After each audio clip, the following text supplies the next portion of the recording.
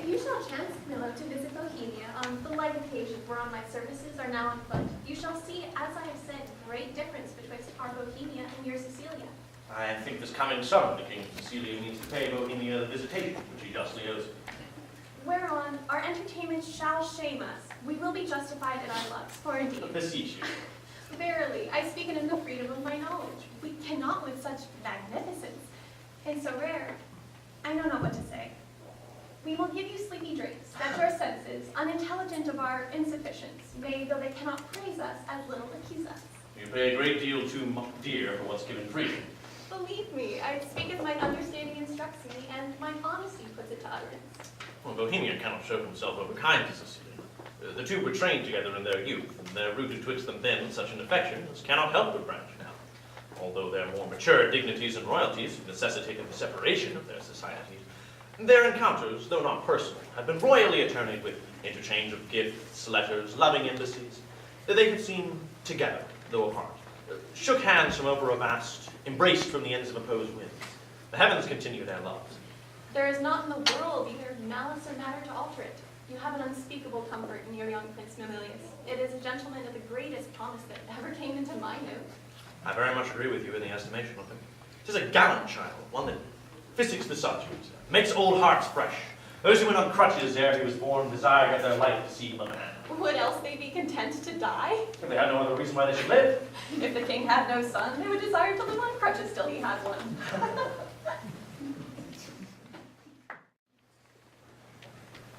9 changes of the watery star have been the shepherd's note since we've left our throne without a burthen. Time again would be filled up, my brother, with our thanks. And yet we should, for perpetuity, go henceforth in debt. And therefore, like a cipher, yet standing in its place, I multiply with 1. We thank you. Many thousands more to go before it. Stay your thanks a while, and pay them when you part. So that's tomorrow. I'm questioned by my fears of what may chance of breed upon our absence, that may blow no speaking winds at home, to make us say, this is put forth too truly. Besides, I stayed to tire your royalty. We are tougher, brother, then you can put us to it. No longer stay. 1 7th night longer. Very sooth, tomorrow. We'll part the time between then, and on that, I'll have no gainsaying. Press me not, beseech you so. There is no tongue that moves, none in the world, so soon as yours should win me. Were there necessity in your quest? Though 'twere needful I denied it, my affairs would even drag me homeward, which to hinder me were in your love, a whip to me, my stay. To you a charge and trouble, to save both, farewell, our brother. Tongue-tied, our queen? Speak ye. I had thought, sir, to have held my peace until you had drawn oaths from him not to stay. You, sir, charge him too coldly. Tell him, you are sure all in Bohemia as well. This satisfaction the bygone day proclaimed. Say this to him, he is beat from his best board. Well said, Hermione. But to tell he longed to see his son were strong. But let him say so then, and let him go. But let him swear so, and he shall not stay. We'll thwack him hence with distaffs. Yet of your royal presence, we'll adventure the bar over week. When at Bohemia you take, my lord, I'll give him a month behind the jest for fixed departing. Yet good deed, Leontes, I love thee not a jar of the clock behind. What's ye, the lord? You'll stay? No, madam. Nay, but you will. I may not, verily. Verily, you put me off with limber vows, but I, that you would seek to unspear the stars, should yet say, sir, no going. Verily, you shall not go. A lady verily is as potent as a lord. Will you go yet? Force me to keep you as a prisoner, not like a guest. So you shall pay your fees when you depart and save your thanks. What say you, my prisoner or my guest? By your dread, verily, one of them you shall be. Your guest, then, madam. To be your prisoner should import offending, which is to me more difficult to commit than you to punish. Not your jailer, then, but your kind hostess. Come, I'll question you of my lord's tricks and yours when you were boys. You were pretty lordings then. We were, my queen, 2 lads that thought there was no more ahead, but such a day tomorrow as today, and to be boy eternal. By this we gather you have tripped since. Oh, my most sacred lady, temptations have since then been born to us, for in those unfledged days was my wife but a girl, and your precious self had then not crossed the eyes of my young playfellow. Grace to boot!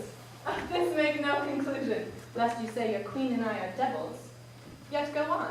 The offenses we have made you do, will answer. You first sinned with us, and that with us you did continue false, and that you slept not with any, but with us. Is he won yet? He'll stay, my lord. At my request he would not. Hermione, my dearest, never hast thou spokest to a better purpose. Never. Never, but once. What? Have I twice said well? When was it before? I prithee tell me. Crams of praise and makes us fat as tame things. Yet one good deed, dying tongueless, slaughters 1,000 waiting upon that. Our praises are our wages. You may ride with one soft kiss 1,000 furlongs, ere with spur we keep the acre. But to the goal, my last good deed was to retreat to stay. What was my first?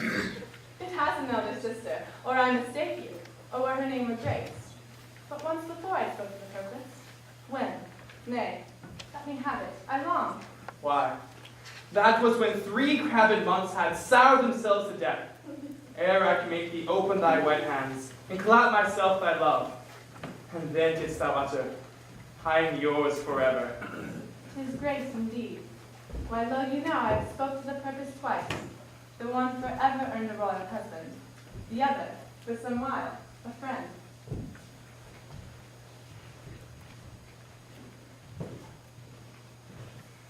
Too hot, too hot. To mingle friendships far as mingling bloods. I have tremor cordis on me. My heart dances, but not for joy. Not joy. This entertainment may a free face put on, derive liberty from heartiness, from bounty, fertile bosom, and well become the agent, it may I grant. But to be paddling palms and pinching fingers, as now they are, and making practice smiles, as in a looking glass, and then to sighs toward the moors over the deer. Oh, this entertainment my bosom likes not, nor my brow. Mamilies, come, come. Art thou my boy? Aye, my good lord. High facts. Why, that's my bowcock. What is smudged thy nose? They say it is a copy out of mine. Come, captain, we must be neat. Not neat, but cleanly, captain. For they say the steer, the heifer, and the calf are all called neat. Still we're gnawing upon his palm. How now, you wanton calf? Art thou my calf? Yes, if you will, my lord. Thou wants a rough patch, the shoots that I have, to be full like me. And yet they say we are almost as like as eggs. Women say so. That will say anything. Yet were they as false as over dyed blacks, as wind as waters, as dice are to be wished by one that fixes no more twixt his and mine. Yet were it true to say this boy were like me. Come, Sir Page, look upon me with your welcome eyes, sweet villain, my dearest, my color. Can thy mother, may it be affection? Thy intention stabs the center, makes possible things not so held before. Communicatest in dreams, how can this be? With what's unreal, thou who art the bargain fellow is nothing. Then 'tis very credent thou mayest co-join with something. And thou dost. And I find it, and that beyond commission, and to that the very infection of my brains, and the hardening of my brows. What means Cecilia? Something seems unsettled. How, my lord? What cheer? How's it with you, best brother? You look as if you held a brow of much distraction. Are you moved, my lord? No, in good earnest. How nature will portray its folly, its tenderness, and make itself a pastime to harder bosoms. Looking upon the lines of my boy's face, methought I did recoil 23 years, and saw myself standing unbreeched in my green velvet coat, and my dagger muzzled, lest it should bite its master, and prove, as ornaments often do, too dangerous. How like methought I then was to this colonel, this squash, this gentleman, my honest friend. Will you take eggs for money? No, my lord, but You will. Why, happy man be his dole. My brother, are you as fond of your young prince as we seem to be of ours? When at home, he's all my exercise, my mirth, my matter.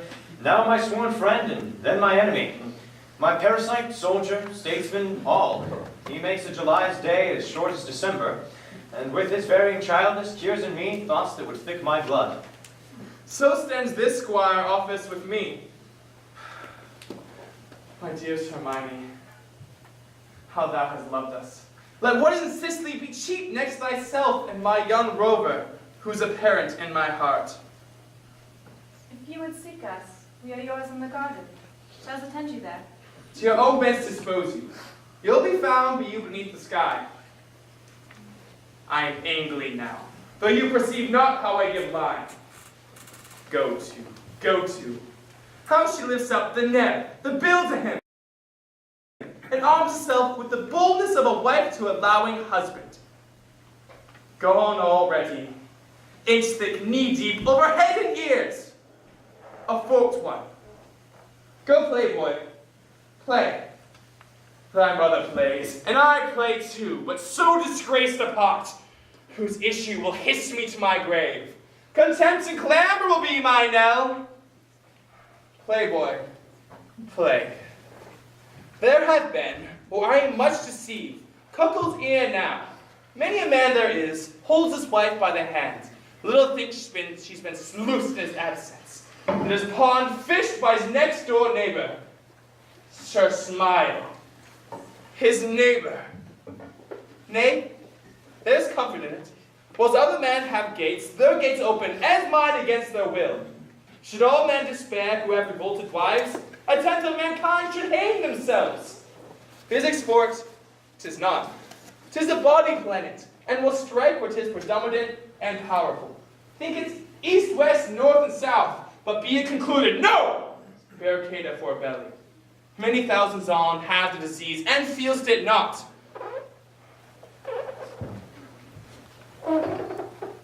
How now, boy? I'm like you, they say. Why, that's some comfort. What, Camilla there? Aye, my good lord. Go play, Mamilius. Thou art an honest man. Camillo, this great sir will yet stay longer.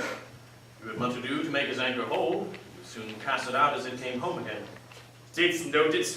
He would not stay at your petition. Made his business more material. Didst perceive it? They're here with me already, whispering, rounding, Cecilia and so forth. 'Tis far gone when I shall gust at last. How came it, Camillo, that he did stay? And the good queen's entreaty. At the queen's be it. Good should be pertinent, but so it is not. Was this taken by any understanding paid by thine? For thy conceit is soaking, and will draw in more than the common blocks. Not noted is it, but those of the finer natures, some several's headpiece extraordinary. Lower messes are to this business, perchance. Pure blind? Business, my lord. Think most understand Bohemia stays here longer. Stays here longer. Aye, but why? To satisfy your highness, and the entreaties of our good mistress. Satisfy. The entreaties of your mistress. Satisfy.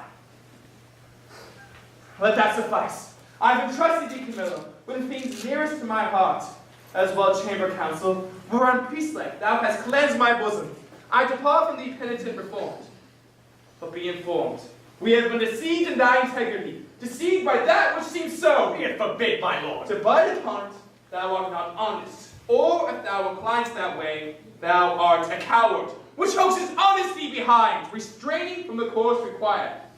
Or thou must be considered a servant grafted in my serious trust, therein negligent, or else a fool, who seest this as a game played home, the rich stake drawn, and takes it all as jest.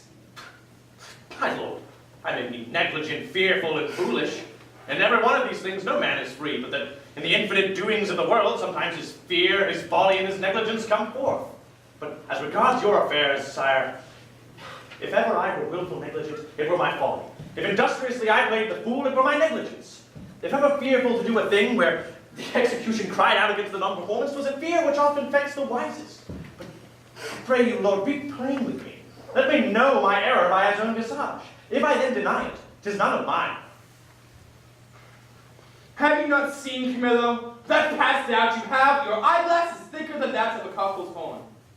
Or heard, for to a vision so apparent, rumor cannot be mute. Or thought, for cogitation resides not in the man that does not think my wife is slippery. Thou wilt confess it, or else be impudently negative to have neither eyes nor ears nor thoughts. Thou wilt call my wife a hobby horse, deserves name rank as any flax wench that puts to it before her draw flight. It would not be a stand if I to hear my sovereign mistress clouded so without my present vengeance taken. Good my lord, you never spoke that which did become you less. Is whispering nothing, leaning cheek to cheek, meeting noses, kissing with inside lip, stopping a career of laughter with a sigh, a note infallible of breaking honesty, horsing foot on foot, skulking in corners, wishing clocks more swift, hours, minutes, noon, midnight, and all eyes blind to the pin and wed but theirs only. Would one unseen be wicked? Is this nothing? But why in the world, and all that's in it, be nothing? The covering sky, nothing. Bohemia, nothing. My wife, nothing. Nor nothing. Be these nothings, and this be nothing! Good my lord, be cured of this diseased opinion. And betimes, 'tis most dangerous. Say it be, 'tis true. No, my lord, I cannot. It is! You lie, you lie! I say thou liest, Camillo, and I hate thee! Pronounce thee a gross lout, a mindless slave, or else a hovering temporizer, that canst thine eyes at once see good and evil, incline to them both. Were my wife's liver as infected as her life, she would not live the running of one glass! Who is it infects her so? Why, he that bears her like a medal about his neck, Bohemia! Who, if I had servants true about me, that bore eyes to see mine honor as their province, their own particular thrifts, would do that which would undo more doing.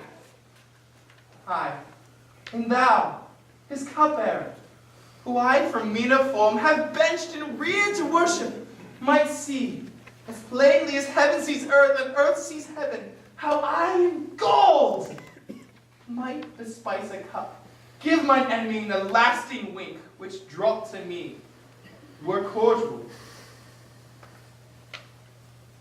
I could do it, my lord, and that with no rash poison, but with a lingering dram that should work on the body like disease. But I cannot believe this crack to be in my dread mistress. I have loved thee. Make up that question and go rot! Does thou think I'm so muddied, so unsettled to appoint myself and this vexation? Sully the purity and whiteness of my sheets, which should preserve is sleep. But to be spotted is goads, nettles, thorns, tails of wasps, give scandal to the blood of the prince, my son, who I do think is mine, and love as mine, without right moving to it? Could I do this? Would a man so blench? I must believe you, sir, and will fetch off Bohemia for it. Provided that when 'tis done, you take again your queen unto yourself to forestall rumors against your person and your son, which may rise in countries known and allied to your own. Thou dost advise me, even as my own course has set down. I'll give no blemish to her honor. None. Then, my lord, go, and with a face as fair as friendship keeps it feasts, hold with Bohemia. I am his cupbearer. If you have wholesome beverage from me, count me not your servant. This is all. Do it, and thou hast the one half of my heart. Do it not, and thou split thine own. I'll do it, my lord. I will seem friendly, as thou hast advised me.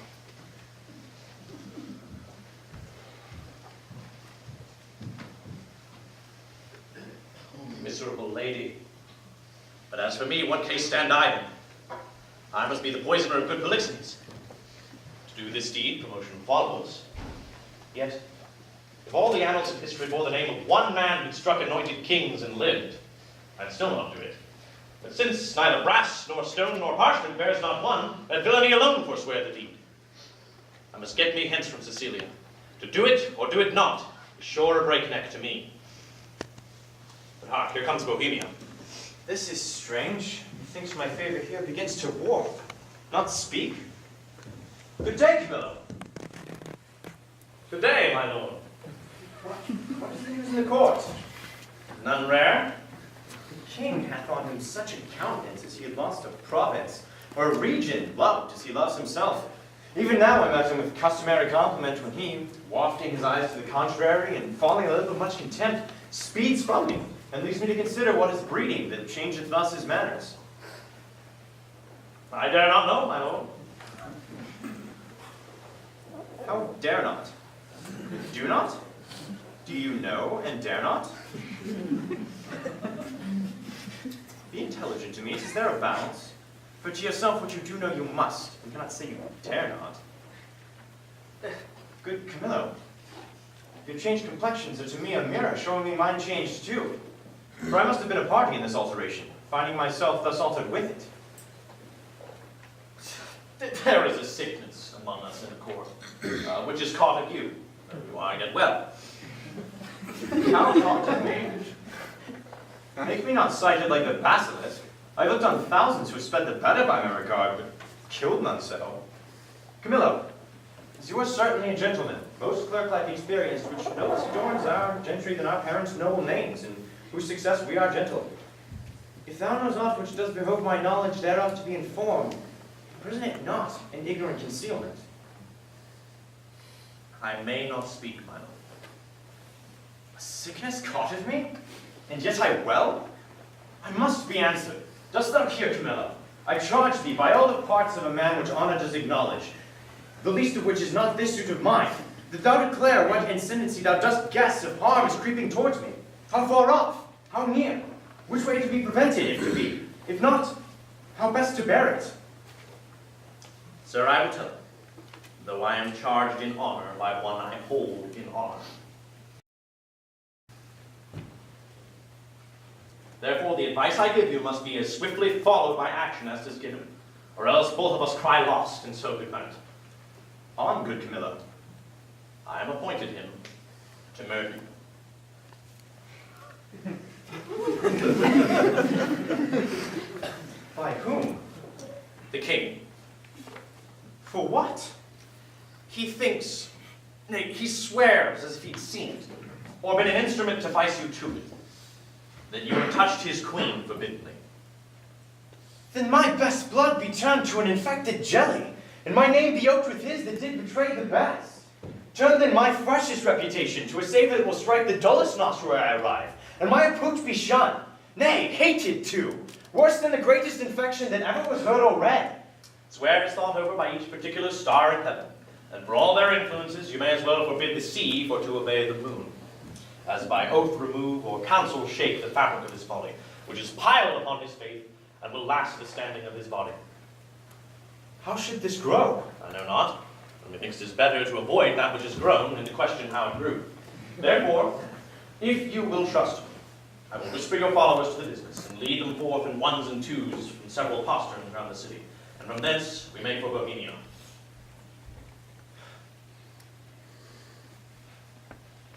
I do believe thee. I saw his heart in his face. Come, give me thy hand, and thy places shall still neighbor mine. My ships are ready, and my people did expect my hence departure 2 days ago. This jealousy is for a precious creature. As she is rare, must it be great?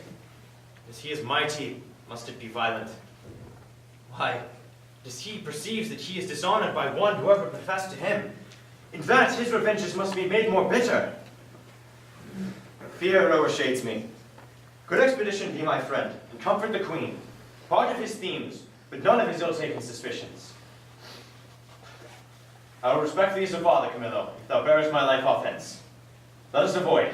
It is in mine authority to command the keys of all the posterns. Bid you, sir, take the urgent tower. Come, away.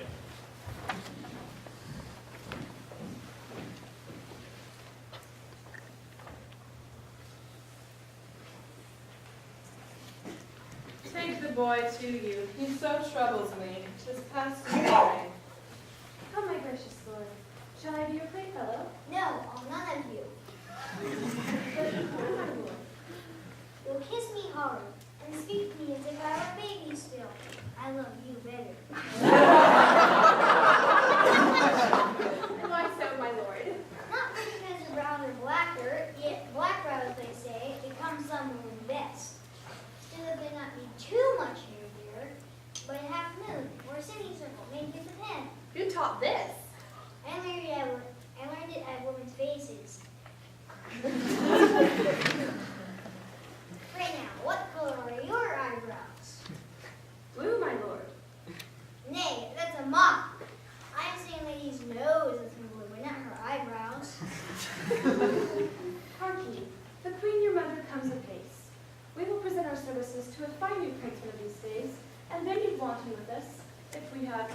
She is spread of late into a goodly bulk.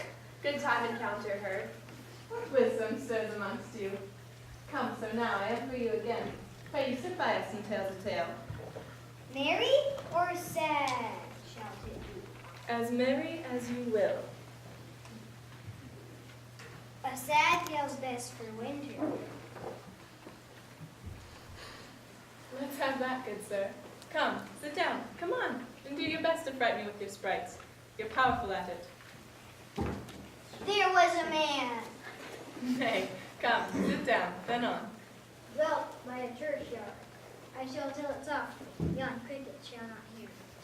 Come on then, and give it to me in mine ear. Was he met there? His train? Camilla with him? Behind the tuft of pines I met them. Never saw him scour so on their way. I them even to their ships. How blessed am I in my just censure, and my true opinion. A lack for lesser knowledge, how cursed in being so blessed. There may be in the cup a spider steeped. One may drink, depart, yet partake no venom, for his knowledge is not infected. Yet, if one were to present the board ingredient to his eye, make known how he hath drunk, he cracks his gorge, his sides, with violent hefts. I have drunk and seen the spider. Camilla wants his help in this, his pander.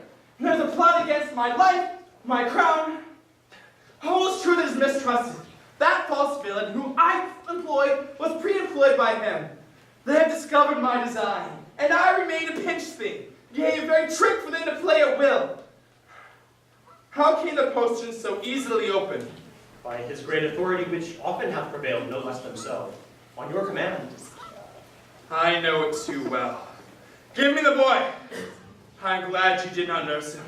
Though he does bear some signs of me, yet you have too much blood in him. What is this? Sport? Away with the boy. He shall not come about her. Bear the boy hence, and leave her to sport herself, for that she's big with. For 'tis Polixenes has made thee swell thus. But I would say he had not, and I'd be sworn you would believe my saying. However you lean to the neighborhood. You, my lords, mark her well. Be about to say she's a goodly lady. The justice of your hearts will thereto add 'tis a pity. She's not honest, honorable. Praise her but in this, her without door form, which by my faith deserves high praise. Straight up the shrug, the hum, the ha, these petty brands that calumny doth use, oh, I am out.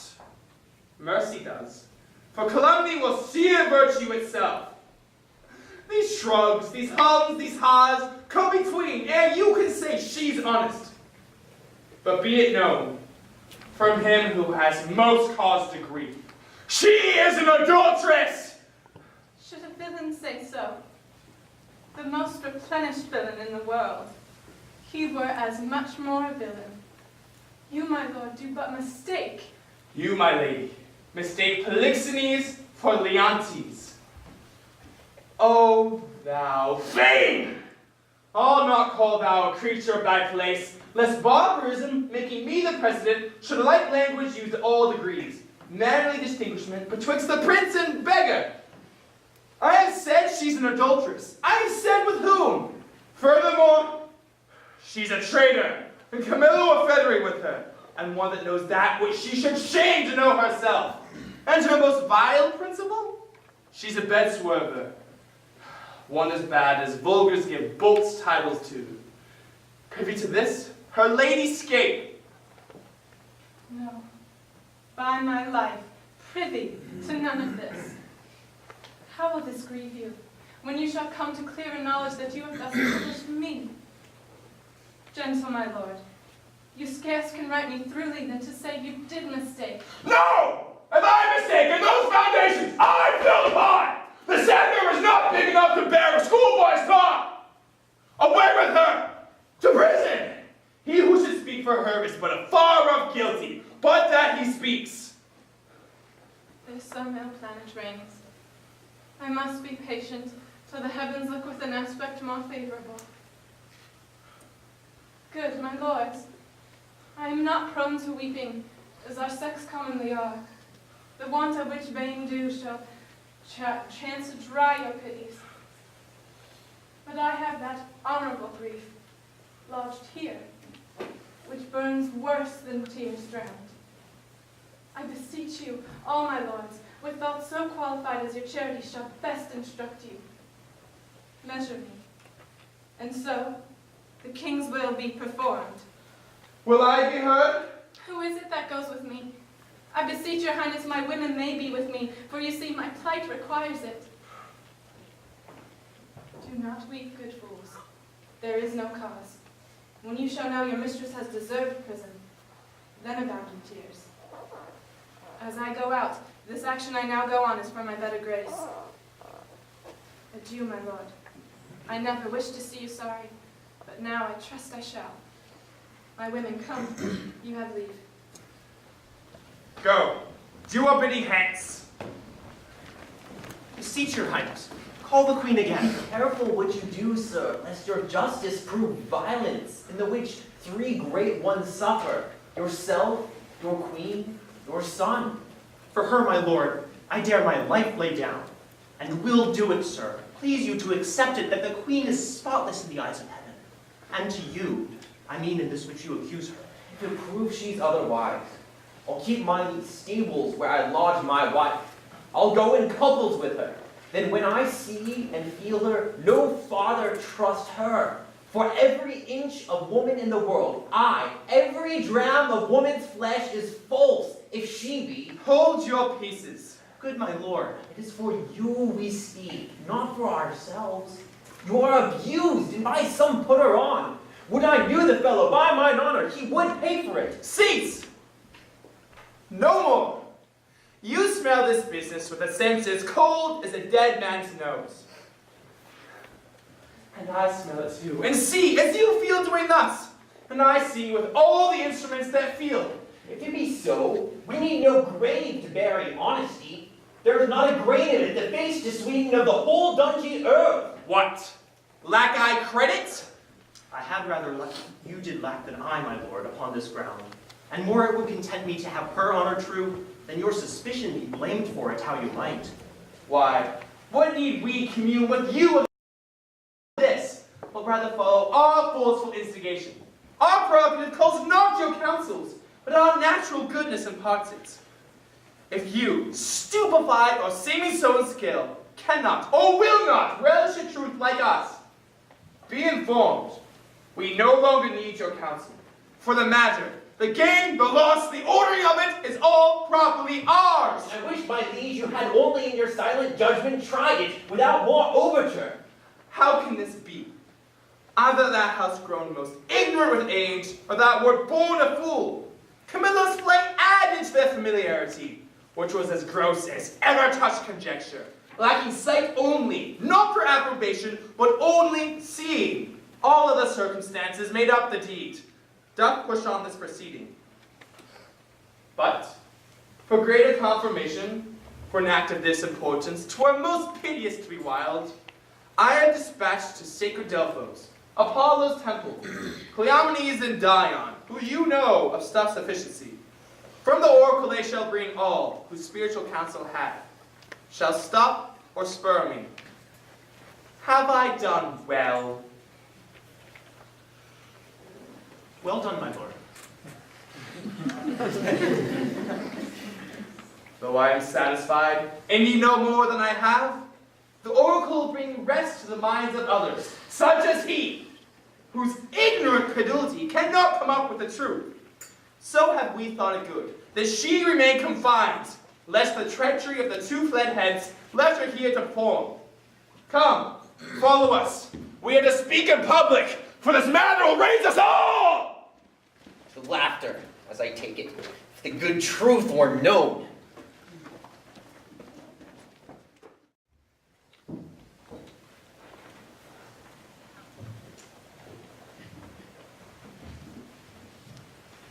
The keeper of the prison, call to him. Let him have knowledge who I am.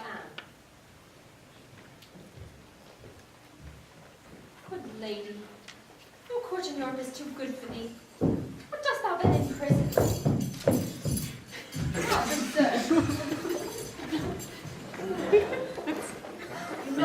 am you not?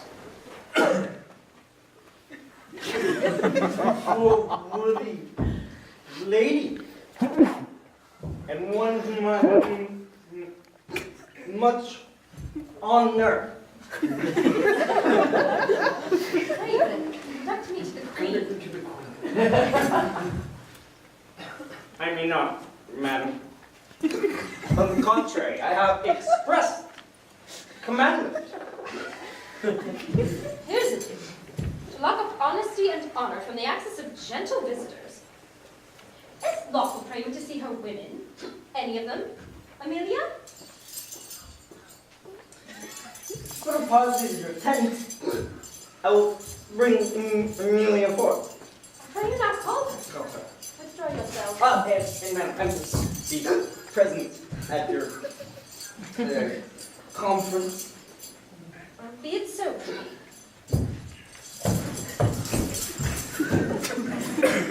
Here's such ado. To make no stain a stain as passes coloring. Dear gentleman.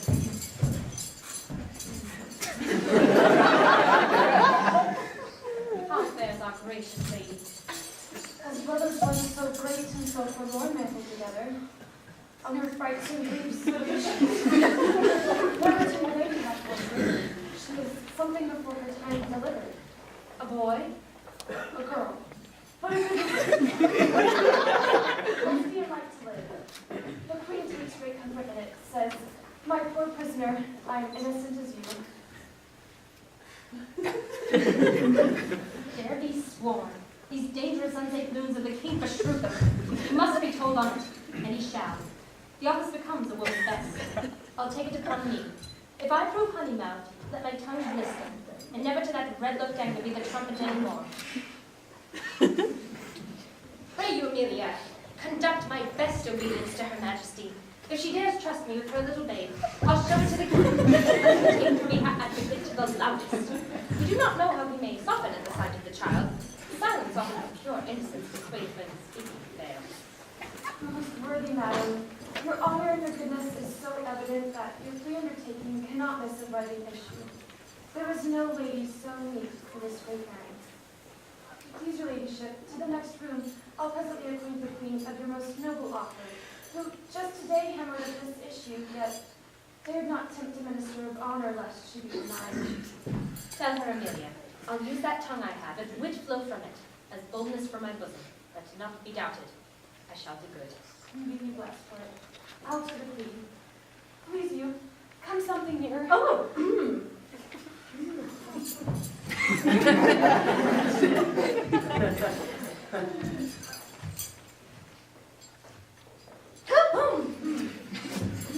Madam, if it please the queen to send the babe, I know not what I shall incur to pass it, having no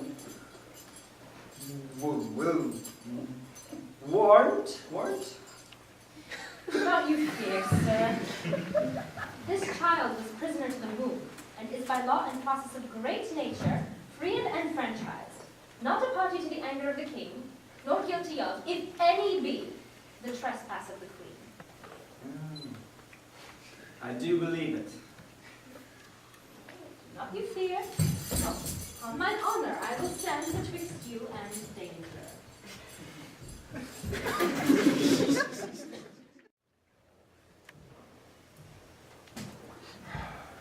No night, no day, no rest.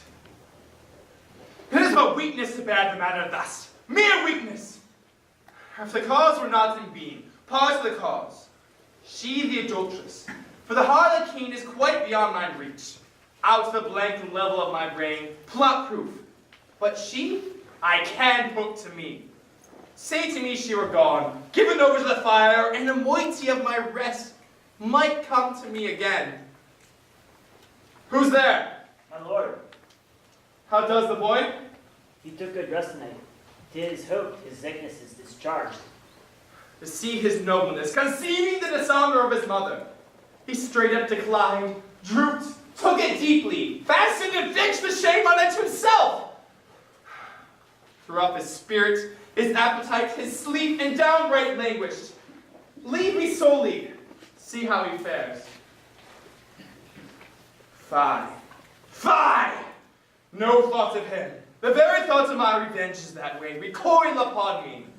He himself, too mighty, too powerful. No thought of him till time may serve. For present vengeance, take it on her. Camillo and Polixenes laugh at me, make their pastime at my sorrow. They would not laugh if I could but reach them.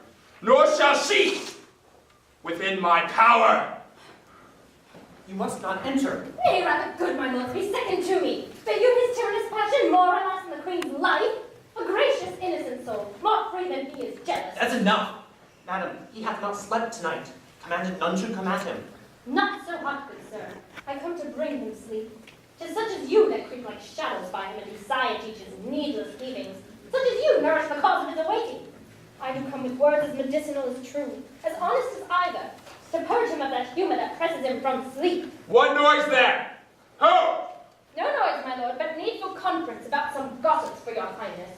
How? Away with that audacious lady. Antigonus, I charge thee you should not come about me. I knew she would. I told her so, my lord. On your displeasure's peril and on mine, she should not visit you. What? Canst not rule her? From all dishonesty, he can't. Unless he take the course that you have done, commit me for committing honor. Trust it, he shall not rule me. Well, now you hear. When she'll take the rein, I'll let her run. She'll not stumble. Good my liege, I come, and I beseech you hear me, who do profess myself your loyal servant, your physician, your most obedient counselor, yet that dares us appear so in comforting your evils. I say I come from your good queen. Good queen! Good queen, my lord, good queen, I say good queen. And would my comment make her good, so were I and man the worse about you. Force her hands! Let him that makes much trifles of his eyes first hand me. On mine own I'll off. But first I do my errand. The good queen, for she is good, hath brought you forth a daughter. Here it is. Commits it to your blessing. Out! Mankind witch! Hand her! Out of the door! Most intelligencing boy! Not so! I am as ignorant in that as you, and no less honest than you are mad, which is enough I'll warrant if this world goes to pass for honest. Traitors! Will you not push her out? Give her the bastard, thou dotard. Thou art woman-tired, unroosted by thy dame potlet here. Take up the bastard. Take it up, I say, and give it to thy crown! Forever unvenerable be thy hands if thou takest up the princess by that false baseness which he has put upon it. He dreads his wife. So I would you did. Then 'twere past all doubt you'd call your children yours. Next of traitors! I'm none by this good light. Nor I, nor any but one that's here, and that's himself. The sacred honor of himself. His queens, his noble sons, his babes, betrays to slander, whose sting is sharper than the sword, and will not, for as the case now stands, it is a curse, it cannot be undone. Once remove the root of his opinion, which is as rotten as ever oak or stone was sound. A callous and boundless tod, who late hath beat her husband, and now baits me. This brat is none of mine. It is the issue of Polixenes. Hence with it, and together with the mother, commit them to the fire! It is yours! And might we lay the old proverb to the charge, so like you, 'tis the worst. Behold, my lords, although the prince be little, the whole matter I copy of the father. I know his lip, the tricks of frowns, his forehead, the pretty dimples of his chin and cheeks, his smiles, the very mold and frame of hand, nail, finger, and thou good goddess nature, which is so like him that got it. The ordering of the mind, too. Mongst all colors, no yellow in it, lest she suspect as he does, her children not be her husbands. A gross hack! And Lauzul, thou art worthy to be hanged. Thou wilt not stay her time. Hang all the husbands who cannot do that feat, and will leave yourself hardly one subject. Once more, take her hence. A most unworthy and unnatural lord can do no more. I'll have thee burnt! I care not. It is an heretic that makes the fire, not she which burns in it. I'll not call you tyrant, but this most cruel usage of your queen, not able to produce more accusation than your own weak-hinged fancy. Something savors of tyranny, and will ignoble make you, yea, scandalous to the world. On your allegiance, out of the chamber with her. Were I the tyrant, where were her life? She durst not call me so if she knew me one. Away with her!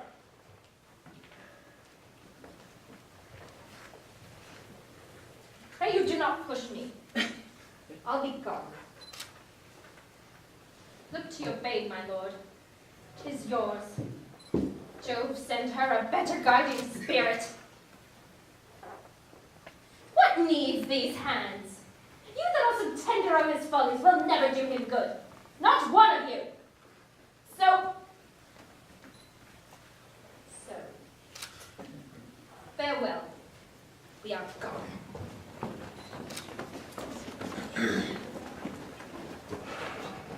Thou traitor! Thou saidst on thy wife to this? My child? Away with it, even thou who has a heart so tender over it. Take it up, and see it instantly consumed with fire. Bring me word within the hour 'tis done, by good testimony, or I'll seize thy life, with what else thou else calls thine. If thou refuse, and will encounter my wrath, say so. And the bastard's brains with these proper hands shall I dash out. Take it up, commit it to the fire, for thy sent on thy wife. I did not, sir. These lords, my noble fellows, if they please, can clear me in it. We can, my royal liege. He is not guilty of her coming hither. You're liars, all. Beseech your highness, give us better credit. We have always truly served you, and on our knees we beg, as recompense of our dear services, past and to come, that you do change this purpose, which being so horrible, so bloody, must lead on to some foul issue. We all kneel. I'm a feather for each wind that blows. Should I live on to see this bastard kneel and call me father? Better burn it now than curse it then, but be it. Let it live, it shall not either. You, come you hither. You who so officious with Lady Marjorie, your midwife there, to save this bastard's life. For 'tis a bastard, so sure as this beard's gray. What will you venture to save this brat's life? Anything, my lord, that my ability can undergo and nobleness impose. At least thus much. I'll pawn the little blood which I have left to save the innocent. Anything possible. It shall be possible. Swear by this sword thou wilt perform my bidding.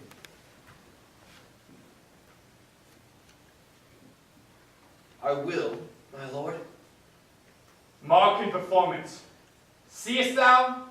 For the failure in it at any point marks only not thy death, but thy death of thy lewd-tongued wife, who for this time we pardon.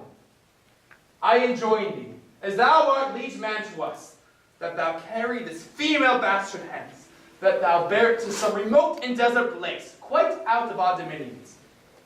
That there thou leave it, without more mercy, to its own protection and favor of the climate. As by strange fortune it has come to us, I do injustice charge thee by thy soul's peril and body's torture, that thou commend it strangely to some place, where chance may nurse or end it. Take it up! I swear to do this, though present death had been more merciful. Come, poor babe. So great Foul spirit, instruct the kites and ravens to be thy nurses. Wolves and bears, they say, casting their savageness aside, have performed like offices of pity. Sir, be prosperous in more than this deed doth require. Blessing against this cruelty, fight on thy side, poor thing, condemned to loss.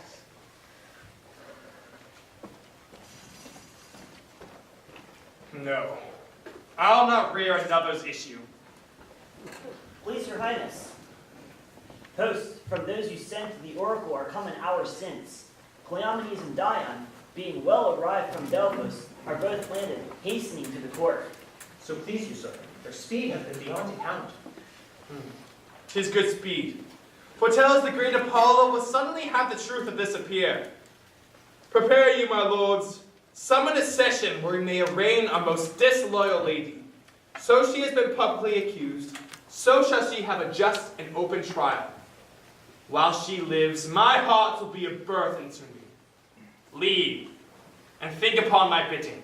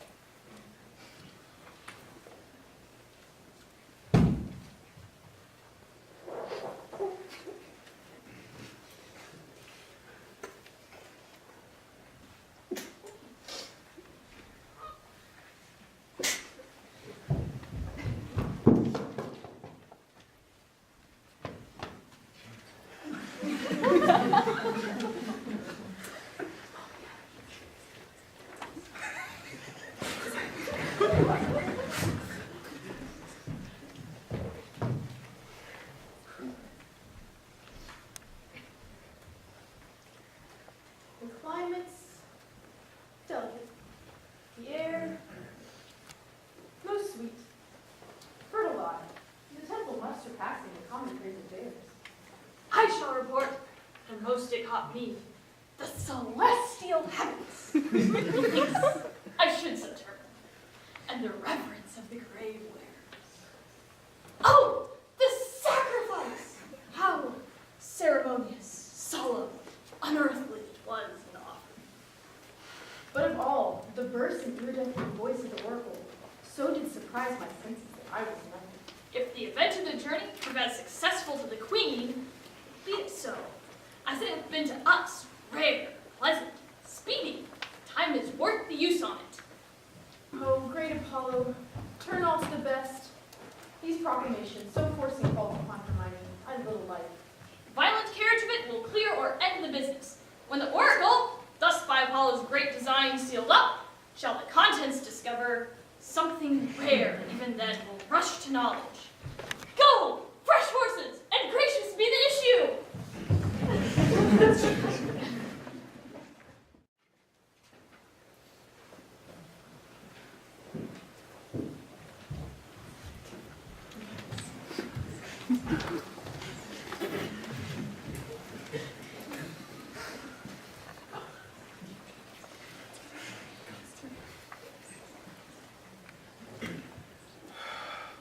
This sessions, to our great grief we pronounce, even pushes against our heart. The party tried, the daughter of a king, our wife, and one of us too much beloved. Let us be clear to being tyrannous, since we so openly proceed in justice, which will have its due course, even to the guilt or purgation. Produce the prisoner. It is His Highness's pleasure that the Queen shall appear in person here in court. Silence. Read the indictment. Remind me, Queen to the worthy Leontes, thou art here accused and arraigned of high treason, in committing adultery with Polixenes, king of Bohemia, and in conspiring with Camillo to take away the life of our sovereign lord the king, thy royal husband, the pretense whereof being by circumstances partly laid open, that thou, Hermione, contrary to the faith and allegiance of a true subject, didst counsel and aid them, for their better safety, to fly away by night. Since what I am to say must be but that which contradicts my accusation, and the testimony on my part no other but what comes from myself, it shall scarce boot me to say not guilty. Mine integrity being counted falsehood shall, as I express it, be so received. But thus, if divine powers shall behold our human actions, as they do, I doubt not then but innocence make false accusation blush, and tyranny tremble at patience. You, my lord, best know, who least seem to do so. My past life hath been as continent, as chaste, as true, as I am now unhappy, which is more than history can pattern, devised and played to take spectators. For behold me, a fellow of the royal bed, which are a moiety of the throne, a great king's daughter, the mother to a hopeful prince, here standing to prate and talk for life and honor, for all those who please to come and hear. For life, I prize it as I weigh grief, which I would spare. For honor, 'tis a derivative from me to mine, and only that I stand for. I appeal to your own conscience, sir. Before Polixenes came to your court, how I was in your grace, how merited to be so. Since he came with an encounter so incurrent, I have strained to appear thus. If one jot beyond the bound of honor, or an act or will so inclining, hardened be the hearts of those that hear me, and my nearest of kin cry fie upon my grave. I never heard yet that any of these bolder vices wanted less impudence to gainsay what they did than to perform it first. That's true enough, though 'tis a saying, sir, not due to me. You will not own it. More than mistress of which comes to me a name of fault, I must not at all acknowledge. For Polixenes, with whom I am accused, I do confess I loved him, as in honor he required, with such a kind of love as might become a lady like me, with a love even such, so and no other, as yourself commanded, which not to have done, I think had been in me both disobedience and ingratitude to you and towards your friend, whose love had spoken, even since it could speak, from an infant, freely, that it was yours. Now for conspiracy I know not how it tastes, though it be just for me to try how. All I know of it is that Camillo was an honest man, and why he left your court, the gods themselves, wotting no more than I, are ignorant. You knew of his departure, as you know what you have undertaken to do in his absence. Sir, you speak a language I understand not. My life stands in the level of your dreams, which I'll lay down. Your actions are my dreams. You had a bastard by Polixenes, and I but dreamed it. As you are past all truth, which those in your fact are so past all shame, which to deny concerns more than avails. So it is, thy brat has been cast out, like to in itself, no father owning it, which is indeed more criminal in thee than it. So shalt thou feel our justice, whose easiest passage looks for no less than death. Sir, spare your threats. The bow which you would fright me with, I seek. To me can life be no commodity. The crown and comfort of my life, your favor, I do give lost, for I do feel it gone, but know not how it went. My second joy, and first fruits of my body, from his presence I am barred like one infectious. My third comfort, starred most unluckily, is from my breast, the innocent milk in its most innocent mouth, haled out to murder.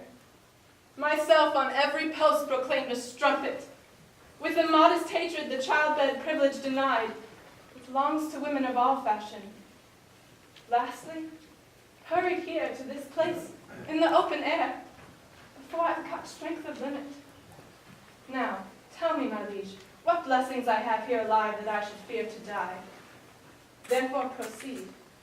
But yet hear this, mistake me not.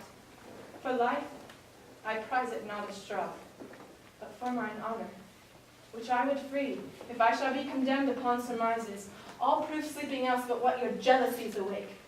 I tell you, 'tis rigor, and not law. Your honors all, I do refer me to the oracle. Apollo, be my judge.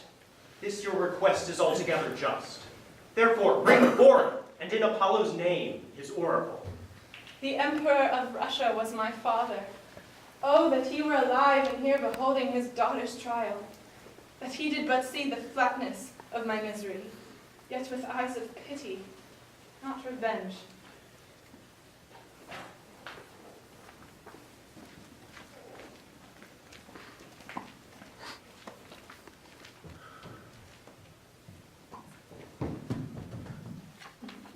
You here shall swear upon this sword of justice, that you, Cleomenes and Dion, have been both at Delphos, and from thence have brought forth this sealed-up oracle, delivered by the hand of great Apollo's priest, and that since that time thou hast not dared to break the holy seal, nor read the secrets in it.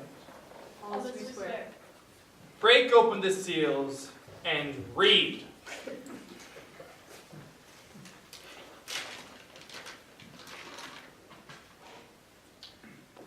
Hermione is chaste, Polixenes blameless, Camillo a true subject, Leontes a jealous tyrant, his innocent babe truly begotten, and the king shall live without an heir, if that which is lost be not found. Blessed be Apollo. Praised. Hast thou read truth? Aye, my lord, even as it is here set down. There's no truth at all in the oracle. The session shall proceed. This is mere falsehood. My lord, the king, the king. What is the business? Oh, sir, I shall be headed to report it. The prince, your son, with mere conceit and fear of the queen's speed, is gone. How? Gone? Is dead. Apollo's angry, and the heavens themselves do strike at my injustice. How now then? This news is mortal to the queen. Look round and see what death is doing. Take her hence. Her heart is but overcharged. She will recover. I have too long believed my own suspicions. Beseech you, tenderly apply to her some remedies for life. Apollo, pardon my great profaneness against thine oracle. I'll reconcile me to Polixenes, new woo my queen. Recall the good Camillo, who I proclaim a man of truth, of mercy, for being transported by my jealousies. I chose Camillo, for the minister to poison my friend Polixenes, which had been done for the good-minded Camillo, tarding my swift command. Though with death and reward I did threaten and encourage him, not doing it, but being done, he, most humane and filled with honor, to my kingly guests unclasped my practices, quit his fortunes here, which you knew were great, and to the hazards of all uncertainties himself commended. How he glisters through my rust, and how his piety does my deeds make the blacker. Ah! Oh, woe the while! Oh, cut my loose, lest my heart cracking it break too! What fit is this, good lady? What studied torments tyrant has for me? What wheels, racked fires, what flame, boiling in lesser oils, what old or newer torture must I receive, whose every word deserves a taste of thy most worst? Thy tyranny, together working with thy jealousies, fancies too weak for boys, too green and idle for girls of 9. Oh, think what they have done it! And then run mad indeed, stark mad, for all thy bygone fooleries were but spices of it! That thou betrayedst Polixenes? 'Twas nothing. That did but show thee of a fool inconstant, and damnable ingrateful. Nor was much thou would have poisoned good Camillo's honor to have him kill a king. Poor trespasses!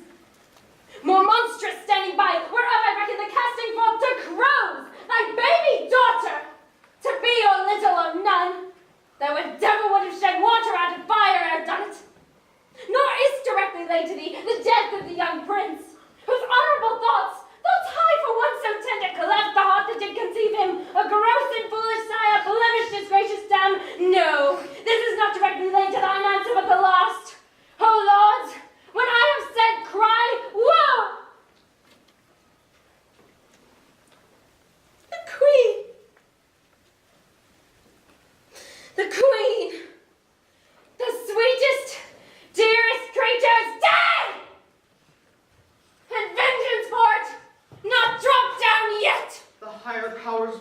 did. I say she's dead. If word not oath prevail, then go and see. If you can bring tincture of luster to her lips, her eye, heat outwardly or breath within, will serve thee as I would the gods. Oh, thou tyrant! Do not repent these things, for they are more hateful than all thy woes can stir up. Therefore would take thee to nothing but despair. 1,000 knees, 10,000 years upon a barren mountain, naked fasting and still in winter storm perpetual, could not sway the gods to look the way thou wert. Go on. Go on. Thou canst not speak too much. I have deserved all tongues to speak the bitterest. Say no more. You have made fault and boldness of your speech. Well, I'm sorry for all faults I make when I shall come to know them. I do repent. Alas, perhaps I have showed too much the rashness of a woman. He is touched to the noble heart. What's gone and what's past help should be past grief. Do not receive affliction at my petition. Rather, I beseech you, let me be punished that have reminded you of what you should forget. Sir, royal sir, forgive a foolish woman. The love I bore your queen, though, fool again, I'll speak of her no more, nor of your children. I'll not remember you of my own lord, who is lost too. Take your patience to you, and I'll say nothing. Thou speaks well when mostly truth. 'Tis better that than to be pitied of thee. Prithee, take me to the dead bodies of my queen and son. One grave shall be for both, and upon which the cause of their death shall appear, to our shame perpetual. Once a day I shall visit the chapel where they lie, and the tears shed there shall be my recreation. So long as nature does bear up this exercise, so long I daily vow to use it. Come, lead me to these sorrows.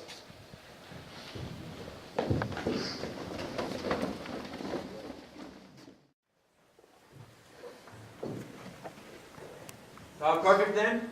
Our ship hath touched upon the deserts of Bohemia? I am alarmed, and I fear we have landed in ill time. The skies look grimly and threaten pleasant lusters. I see my conscience. I fear the heavens look angry and frown upon us. The sacred wills be done. Go get aboard, look to thy bark. I'll not be long before I call upon thee. Go not far on the land. 'Tis like to be bad weather. Science, the place is not for the beasts to live upon it. Go thou away, I'll follow instantly. I'm glad and heart to agree to the business. Come, poor babe. I've heard but not believed that the spirits of the dead may walk again. If such things be, thy mother appeared to me last night. For now it was a dream so like awakening.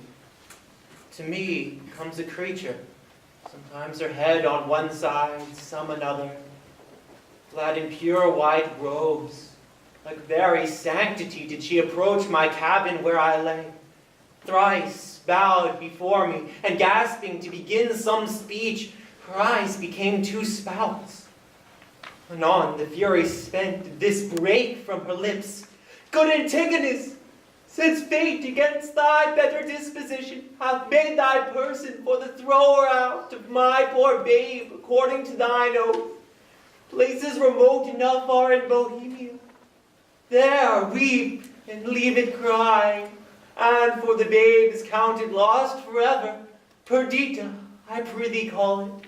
For this ungentle business put on thee by thy lord, thou ne'er shalt see thy wife Paulina more. And so with shrieks she melted into air. Frighted much, I did in time collect myself, and thought this was so, and no slumber. Dreams are toys, if for this once day, superstitiously I will be squared by this. I do believe that Hermione hath suffered death, and that Apollo would. This being indeed the issue of King Polixenes, that it should here be laid, either for life or for death, upon the earth of its right father. Blossom, speed thee well. There lie, there thy character. There these, which may, if fortune please, both breed thee pretty and still rest. Swarm begins. Lord, rest that for thy mother's fault thou art thus exposed to loss and what may follow. Weep, I cannot, but my heart bleeds, and most accursed am I to be by oath enjoined to this. The day frowns more and more. Ours like to have the lullaby too rough. Never seen the heavens so dim by day. Savage glamour, well may I get aboard. This is the chase that's gone forever!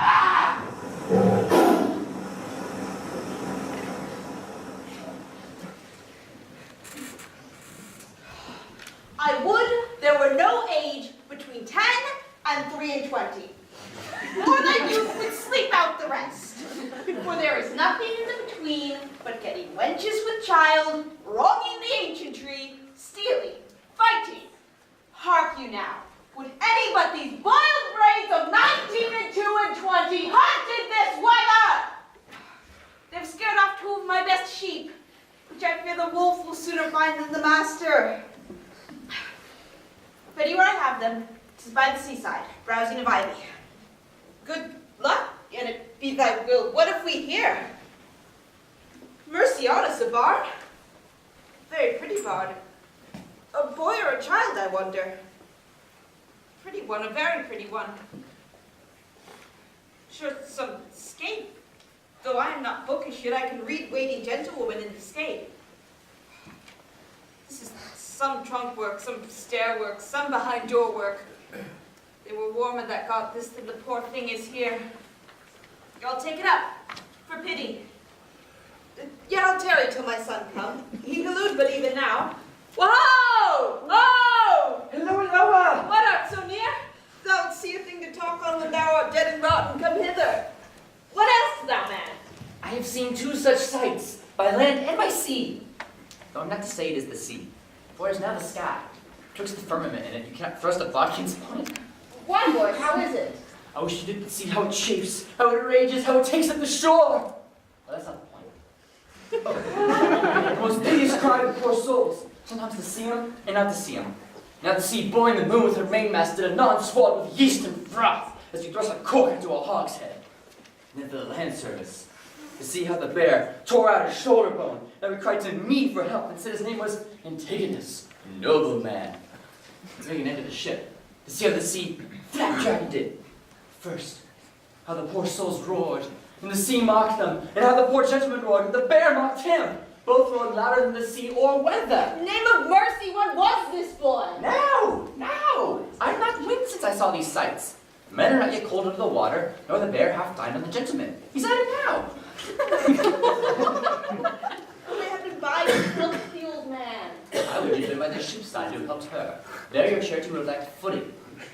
Heavy matters, heavy matters. But look thee here, boy. Now here's a sight for thee.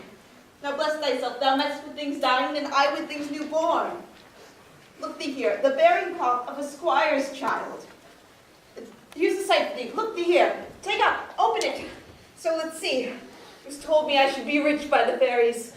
This is some changeling. Open it, boy. What's within? You're a maid old woman. If the sins of your youth are forgiven you, you're well to live. Gold, all gold! This is very gold, boy, and 'twill prove so. Up with it, keep it close. Home. Home the next way. We are lucky, boy, and to be so still requires nothing but secrecy. Let my sheep go. Home the next way. Go you the next way with your findings. I'll go see if the bear would know the gentleman and how much he had left. They are never cursed for when they are hungry. If there be any left, I'll marry it. That's a good deed. If thou mayest discern from that which is left of him what he is, fetch me to the sight of him. Marry will I, and you shall put it in the ground. 'Tis a lucky day, boy, and we'll do good deeds on it.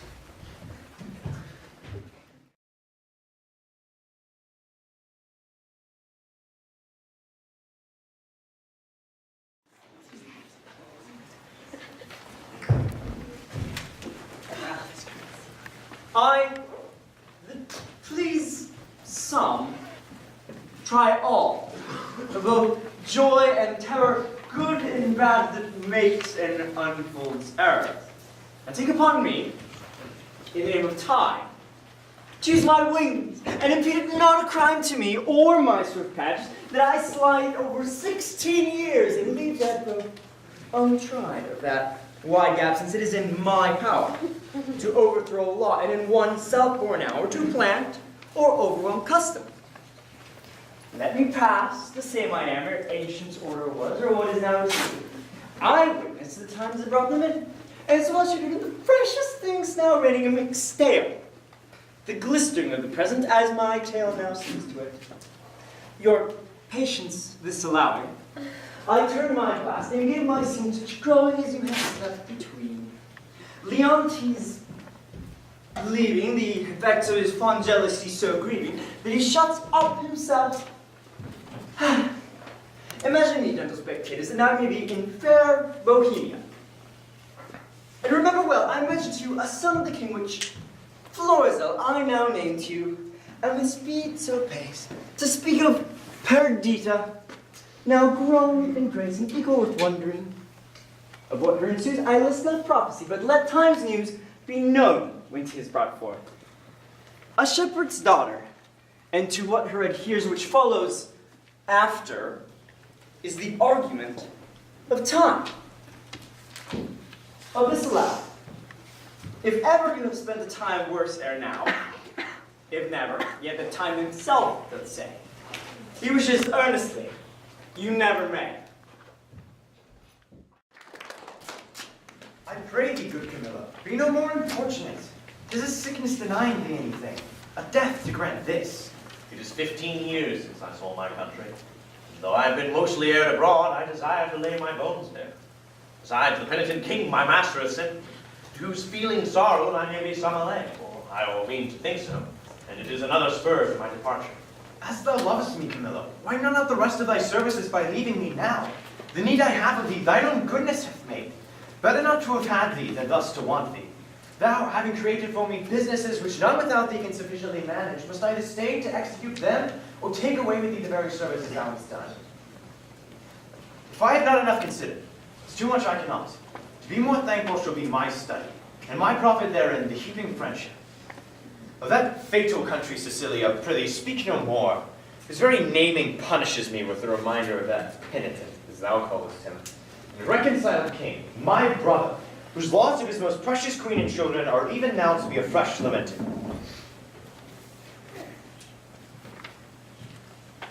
Say to me, when sawest thou the Prince Florizel, my son? Kings are no less unhappy, their issues not being gracious than they are losing them when they have approved their virtues. Sir, it is 3 days since I saw the prince. But what his happier affairs may be are to me unknown. But I have missingly noted he is much retired from court of late, and is less frequent to his princely exercises than formerly he hath appeared. I have considered so much, Camillo, and with some care, so that I have eyes under my service which look upon his removedness, and find that he is rarely from the house of a most homely shepherdess. A woman, they say, that from very nothing, and beyond the imaginations of her neighbors, hath grown into an unspeakable estate. I too have heard of such a woman, who hath a daughter of most rare note, the report of which is extended more than can be thought to begin from such a cottage. That is likewise part of my intelligence, but I fear the angle that draws our son thither. You shall accompany us to this place, where we shall, not appearing what we are, have some question with this shepherdess, from whose simplicity I think we shall find it not uneasy to get the cause of our son's resort thither. Prithee, be my present partner in this business, and put away the thoughts of Cecilia. I willingly obey your command, my lord. My best Camillo, we must disguise ourselves.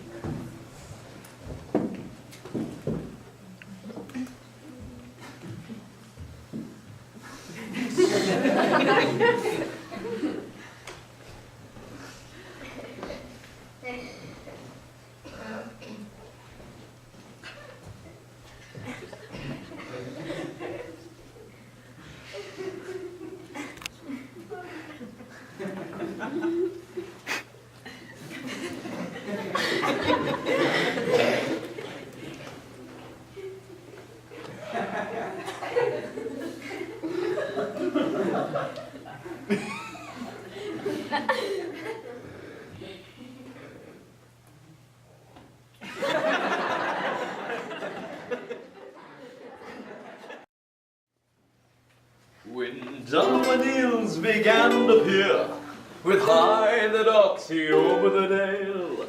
Why then comes in the sweet of the year, for the red mud rains in the winter's pale. The white sheep bleaching on the hedge, with hey the sweet birds how they sing. Just set my pumpkin tooth and edge, for a quart of ale is a dish for the king. The lark, the cheery lyre chants with hey the rushes and the jays. Our summer songs for me and the ants, while we lie tumbling in the hay. I have served Prince Florizel, and in my time wore 3 pile. But now I am out of service. But shall I go moan for that, my dear? The pale moon shines by night. Well, when I wander here and there, I think you must go right. If tinkers may have leave to live and bear the sowskin bite, then my accounts I may well give, and in the stocks of ash. My traffic is sheets. When the kite builds, looked a lesser linen.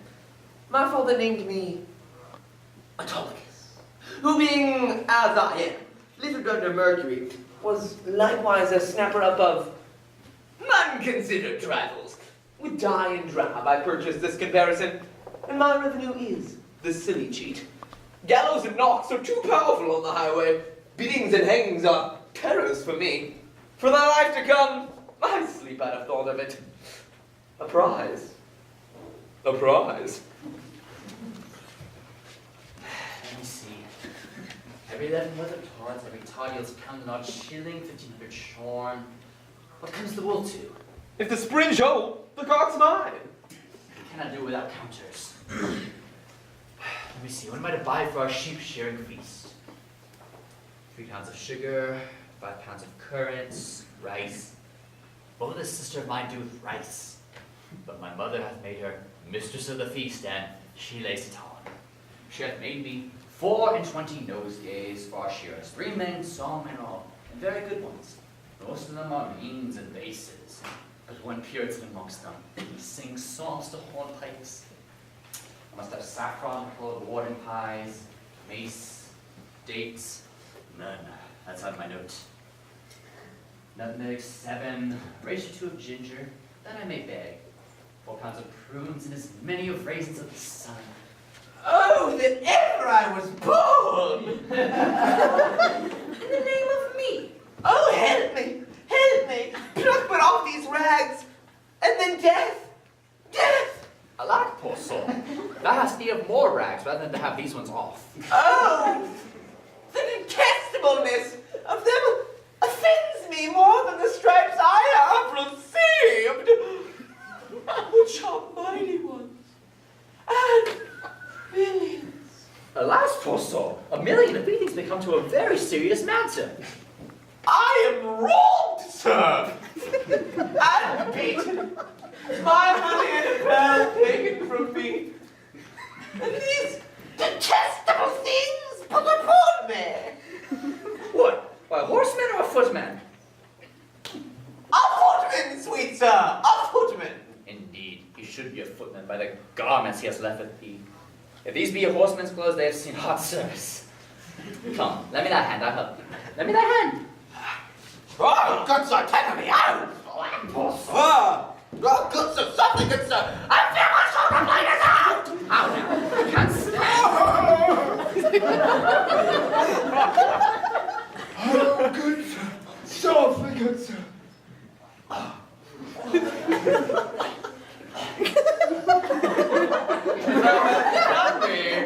Uncharitable offers. Dost thou need any money? I have the money for thee. No, good sweet sir, no. I have a kinsman to whom I was going, and they should have money or anything that I want. Pray, offer me no money. It kills my heart. What manner of fellow was he that did this to you? No fellow, sweet sir, that I have known to go about with troll with aims. I've known him a servant of the prince. I know not which of his virtues it was, but it was certainly whipped out of the court. His vices, you you would say. There's no virtue dead at the court. They cherish it to make it stay there. It will no more but abide. Oh, Vices, I know this man well. He has since been an aid-bearer, then a process server, a bailiff. Then he compassed the motion of the prodigal son, and married a tinker's wife, not a mile where my land and living lies. Then, having flown over many knavish professions, settled only in rogue. Some call him Autolycus. Out upon him. Prig, upon my life, prig, he haunts wakes, fairs, bear baitings. He's a rogue that put me into this apparel. A more cowardly rogue than all Bohemia. If you'd look big and spit at him, he'd run. Oh, I must confess, sir, for I am no fighter. I am false of heart that way, and that he knew. How do you now? I can stand and walk. I will even bid my leave of you and carry on towards my kinsman. Shall I help thee on the way? Oh, no, good sweet sir. Fare thee well. I must go buy spices for our sheep shearing feast. Cross for you, sweet sir. Your purse is not out enough to purchase your spice. I will see you at your sheep shearing too. If I make not this cheat, bring out another, and the shearers prove sheep. Let me be enrolled, and my name put in the book of virtue. Thank you.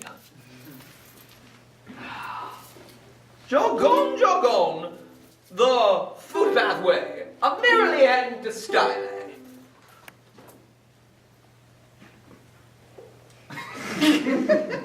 A merry heart goes all the way. Your sad times are my way.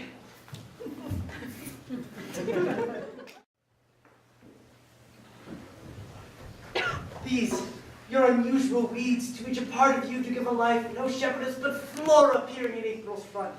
This, your sheep shearing, is a meeting of the petty gods and you, the queen on it. Sir, my gracious lord, to chide your streams nothing harms me, a pardon that I made. Your high self, the gracious mark of the land, you obscured the swain's wearing, and me, poor lowly maid, most goddess-like framed up. But that our feasts and every mess have folly, and the theatres digested with the custom. I should blush to see you so attired, swoon at you, to show myself a glass. I bless the time my good falcon made fly across the mother's grouse. Now, joke, what do you cause? To me, the difference forges dread. Your greatness hath nothing you used to fear. Even now I tremble to think that your father, by some accident, should pass this way as you did. Oh, the fates! How would he look to see his work so noble, violently bound up? What would he say? Or how should I, in these my borrowed forms, behold the sternness of his presence? Apprehend nothing but jollity. The gods themselves, humbling their deities, the love have taken the shapes of beasts upon them. Jupiter became a bull and bellowed. The queen Neptune, a ram and bleated. And the fire-robed god, golden Apollo. A poor humble swain as I seem now. Their transformations were never for a piece of beauty rarer, nor in any way so chaste, since my desires run not before my honor, nor my lusts burn hotter than my faith. But, sir, your resolution cannot hold, and 'tis opposed as it must be by the power of the king. One of these means its necessities. Which then will speak? That you must change this purpose, or I my life? Thou, dearest Perdita, with these forethoughts, I pray thee darken not the mirth of the feast, or I'll be thine, my dad, or not my father's, for I cannot be my own, nor really anything to any. If I be not thine, to this I am most constant, though destiny say no. Be merry, gentle, strangle such thoughts as these with anything to be able the while. Your guests are coming. Lift up your countenance, as it were the day of celebration of that nuptial which we two have sworn shall come. O Lady Fortune, stand you auspicious. See, your guests approach. Address yourself to entertain them sprightly, and let's be red with mirth. Fine, daughter. When I had youth as you, on this day I was both handler, butler, cook, both dame and servant, welcomed all, served all, would sing my song and dance my turn, now here at upper end of the table, now in the middle, on his shoulder, and his. My face afire with labor, and the thing I took to quench it, I would to each one sip. You are retired, as if you were a hosted one and not the hostess of the feast. Pray you bid these unknown friends to us welcome, for it is a way to make us better friends and more known. How Come, quench thy blushes. Present thyself that which you are, mistress of the feast. Come now, bid us welcome to your sheep shearing, so your good flock may prosper. Welcome, sir. It is my mother's wish I should take on me the hostessship of the day. You're welcome, sir. Give me those flowers there, Dorcas.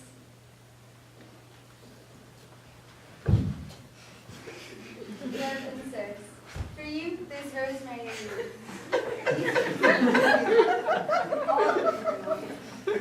Grace and remembrance to you both, and welcome to our shearing.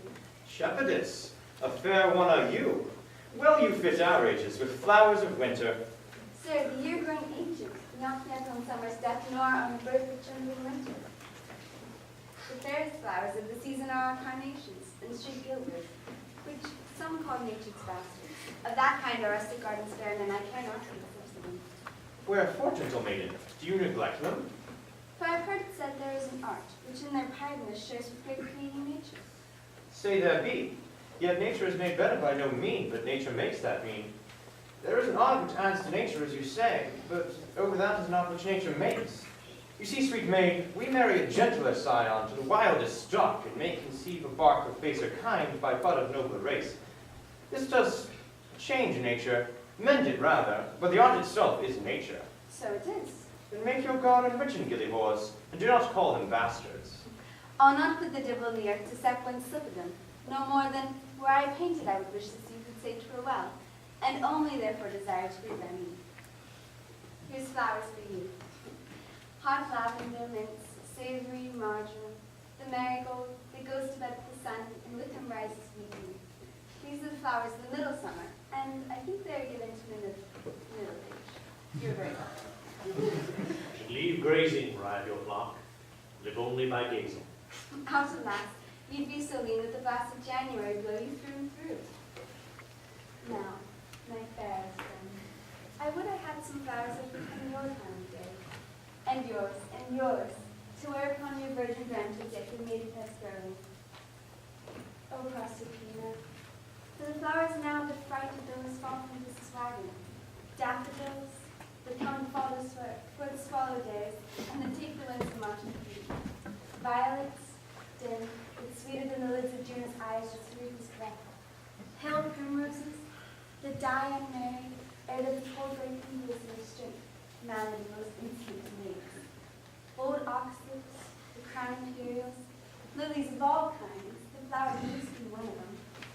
Oh, these I lack to make you gardens of, and my sweet friend to strew them over and over. What, like a corpse? No, like a bank for love to lie and play on. Not like a corpse, worth not to be buried, but quick and in mine arms. Come, take these flowers. Methinks I play as I have seen them do in woods and pastures. Sure, this robe of mine does change my disposition. What you do still betters what is done. When you speak sweet, I'd have you do it ever. When you sing, I'd have you buy and sell so give alms and pray so, and for the ordering of your affairs to sing them too. And when you do dance, I wish you a wave over the sea that you might ever do nothing but that. Move still so, and no other function. Each you're doing so singular and particular, crowns what you are doing the present needs, that all your acts are queens. Oh, Dorothy, your praises are too large, but that your youth and pure blood which keeps spelling through do plainly give you out an unstained shepherd. With wisdom I might fear, my Dorothy, you wooed me with falsehood. I think you have as little skill to fear as I have purpose to put you to it. But come on, our dance, I pray, your hand, my pretty dear. So turtles pair that never need depart. I'll swear, friend. This is the prettiest low-born lass that ever ran on the greensward. Nothing she does or seems but smacks of something greater. Too noble for this place. He tells her something that makes her blood look out. Good sooth, she is the queen of curds and cream. Come on, strike up! Mopsa must be your mistress. Mary, garlic to mend her kissing with. Now, in good time. Not a word. We stand upon our manners. Come on, strike up!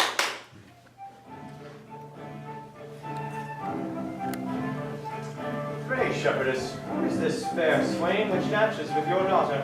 They call him Doricles, and boasts himself himself to have a worthy feeding, but I have it upon his own report, and I believe it. He looks like sooth. He says he loves my daughter.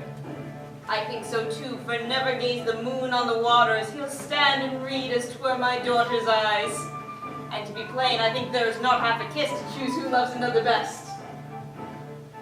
She dances sweetly. So she does anything. Though I reported that should be silent. If young Doricles do light on her, she'll bring him that which he not dreams of.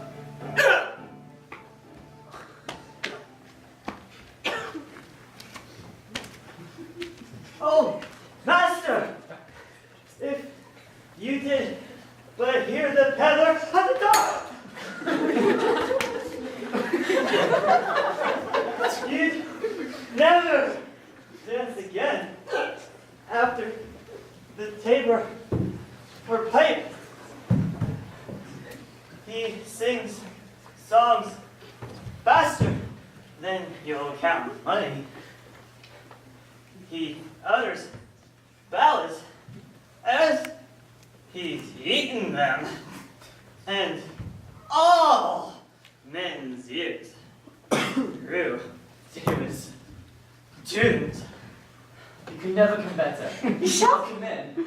I do love a ballad, but you do too well. Whether it be a dolphin actor and merely sit down, or very pleasant thing indeed is some of it. He has songs for men and women of all sizes. No Milton could so fit his customers with gloves. He has the prettiest love songs for maids. So without bawdry, which is strange. This is a strange man. Believe me, that talk is such an admirable conceited fellow. Has he any unbraided wares? He has ribbons of all the colors in the rainbow. Points more than all the lawyers in Bohemia could learnedly handle, though they come to him by the cross. Ankles, caddises, cambrics, lawns. Why, he sings them over as though they were gods or goddesses. Do you think a smock were a she-angel? He's so gents do the sleep hand and the work about the square on it. Prithee, bring him in, let him approach singing. But warn him that he used no scurrilous words in his tunes. You have these peddlers that have more than you think, sister. I would go back to Moon as white as driven snow. Cypher's black as air was crow. Gloves as sweet as damask roses. Masks for faces and for noses. Bugle, bracelet, necklace amber. Perfume for the ladies' chamber. Golden quaifs in stomachers. For your lance to bid your nears. Pins and poking sticks of steel. What maids lack from head to heel. Come by with me. Come by. By lads, or else your lasses cry. Come by. If I were not in love with Martha, thou wouldst take no money from me, but, being enthralled as I am, it would also be the bondage of certain ribbons and gloves. I was promised them against the feast, but they come not too late now. He has promised you more than that, or there be liars. Well, there be liars. He hath paid you all of his promise to you. Maybe. He has paid you more, which will shame you to him again. Are there no manners left among maids? So they wear their jackets where they should bear their faces. It's not milking time.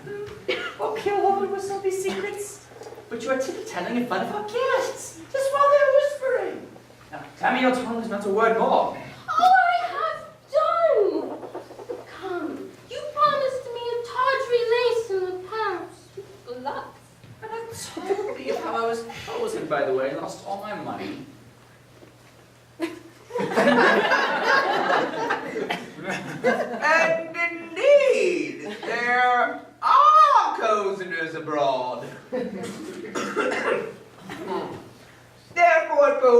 then do be wary. Fear not, thou man, thou shalt lose nothing here. I hope so, sir, for I have with me many parcels of charge. What hast you? Ballads? Oh, pray you not buy some. I love ballads and delight. For then we are sure they are true. Ah, well, here's one to a very doleful tune. Ah, how a usurer's wife was bought to bed of 20 money bags at a birthday, and how she longs to eat adder's heads and toads, carbonide. Is it true? Very true, and about a month old. Bless me for marrying a usurer. Ah, here's the midwife's name to it. One Mistress Taylor, and 5 or 6 honest wives that were present. Why should I carry lies abroad? Why, pray you not buy it. Come on, lay it by. Let's first see more ballads. We'll buy these other things anon. Here's another one, of a fish that appeared upon the coast on Wednesday in a fourscore of April, and sung its tale against the hard hearts of maids. It was first thought she was a woman, turned into a cold fish, for she would not exchange flesh with the one who loved her. It's very pitiful. And that's true. Is it true too, think you? 5 justices hand to it, and more witnesses than my pack will hold. Made by two another. Ah, here's a very merry one, and very pretty. Let's have some merry ones. It's a passing merry one, and goes to the tune of 2 maids wooing a man. There's scarce a woman westward but she sings it. 'Tis a request, I can guarantee it. Oh, we can both sing it. If thou'lt bear a part, thou shalt hear 'tis in 3 parts. I can bear my part. 'Tis of my profession. That's at it with thee.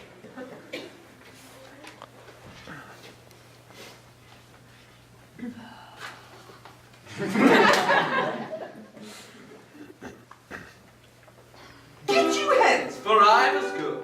Where it fits you, not me. Whither? It becomes thy all full well, thou to me thy secrets tell. Me too, let me go thither. Thou goest to the grandeur meal, if to either thou dost ill. Neither. What? Neither. Thou hast sworn my love to me, thou hast sworn it more to me. We're going to stay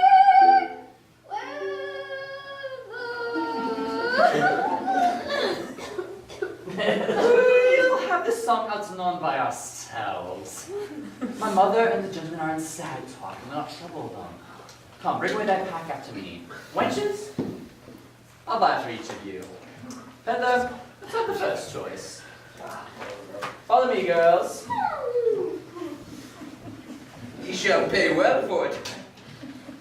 What in my tale, or late for your tale?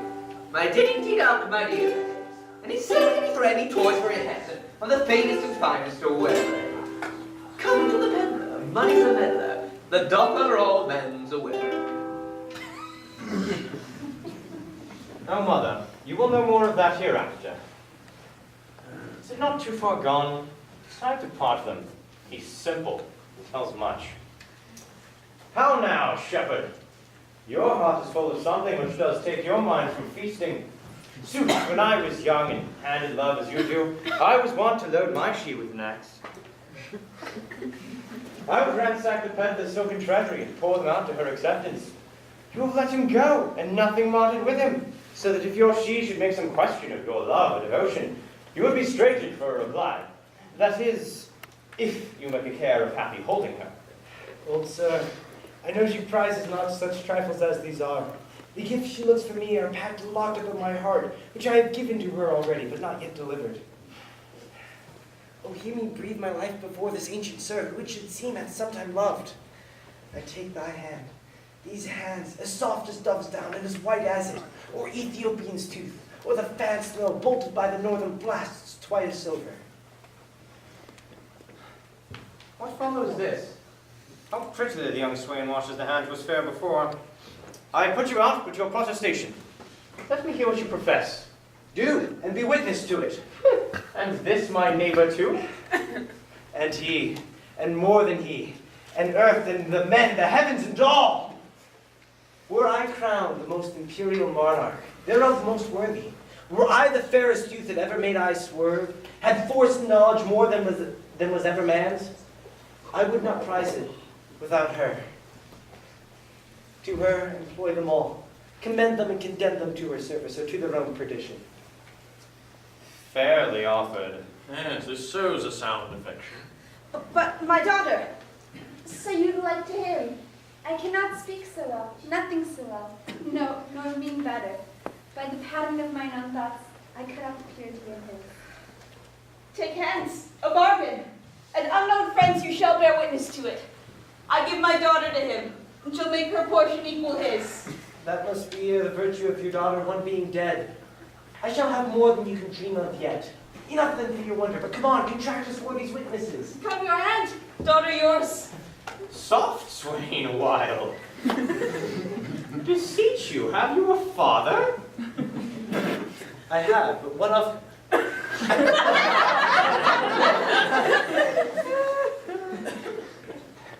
Knows he of this? He neither does nor shall.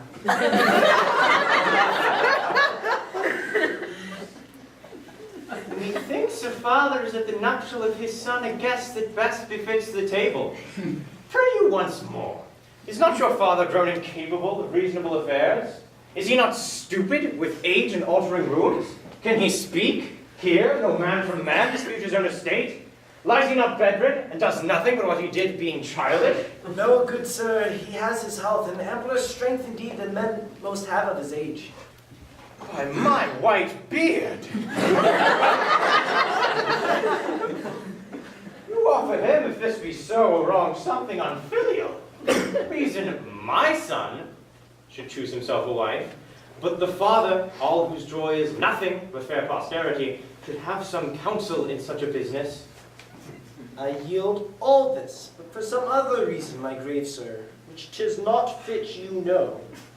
I not acquaint my father of this business. Prithee, let him know it. No, he must not. Prithee, let him. No, he shall not. Pray my son let him, for he shall not need to grieve at knowing of thy choice. Come, come, he must not. Mark our contract. Mark your divorce, young sir, whose son I dare not call.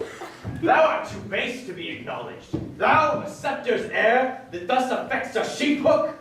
You, old traitor, I am sorry that by hanging thee, I can but shorten thy life 1 week. And you, fresh piece of excellent witchcraft, who, of course, must know the royal fool thou copest with. Oh, my heart. I'll have thy beauty scratched with briars, and made more homely than thy state.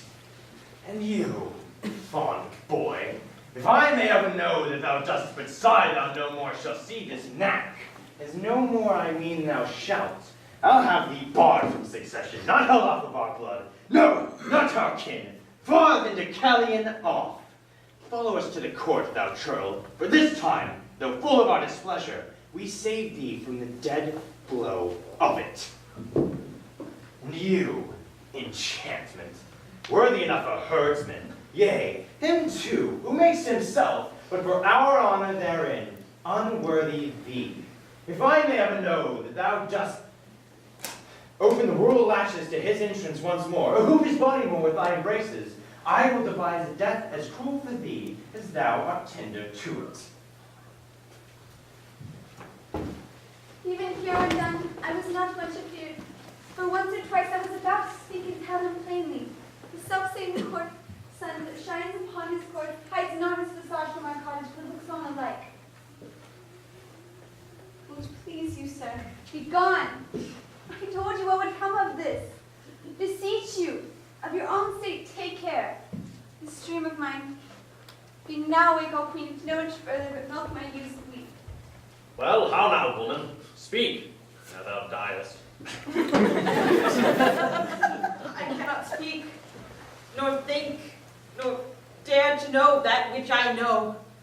Oh, sir, thou hast undone a woman of 4 the thought to fill her grave in peace. Yea, to die upon the bed my father died, to lie close by his honest bones. But now, some hangman must put on my shroud, and lay me where no priest shovels in dust. Oh, thou cursed wretch that knewest this was the prince, and wouldst adventure to mingle faith with him? Undone, undone. If I die within this hour, I've lived to die when I desire.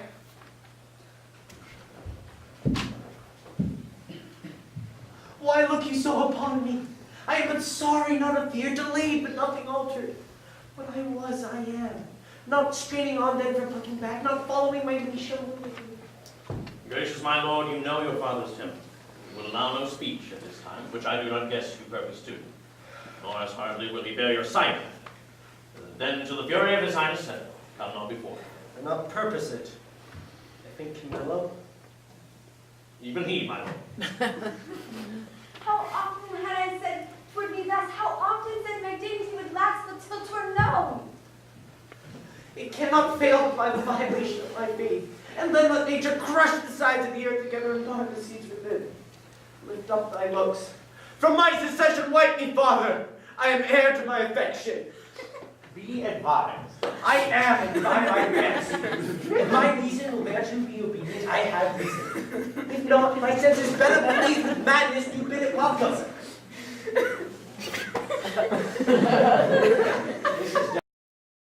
Desperate, sir. So call it. But to just fulfill my vow, I needs must think in honesty.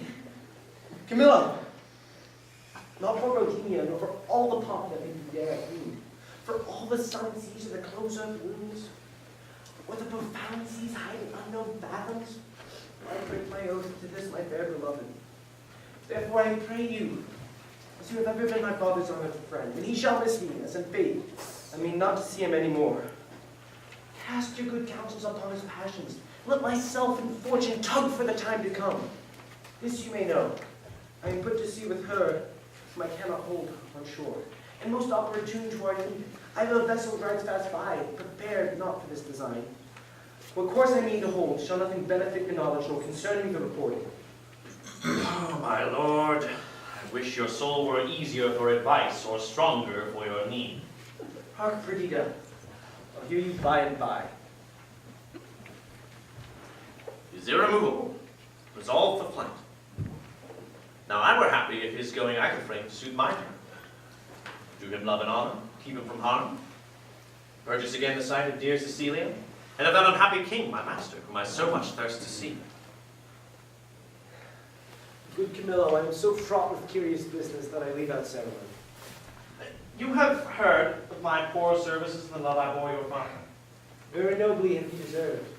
It is my father's music to speak your deeds, and not little was care and thought on about how to recompense them. Well, if you may please to think, I have loved the king, and through him that which nearest him, which is your gracious son. Embrace but mine direction, if your more ponderous and settled plan may suffer alteration. On my honor, I'll send you where you shall have such reception as shall befit your highness, where you may enjoy your mistress, from whom I see there's no disjunction to be made, but I, as heavens forfend, your ruin, where you may marry her. Meanwhile I, with my best endeavors, striving in your absence, shall your discontenting father qualify, and bring him up to light. How, Camillo, may this almost a miracle be done? That I may call thee something more than a man, and after that trust to thee? Have you thought on a place whereto you'll go? Not any yet. But as the unthought on accident is guilty to what we wildly do, so we profess ourselves as slaves to chance, and flies of every wind that comes.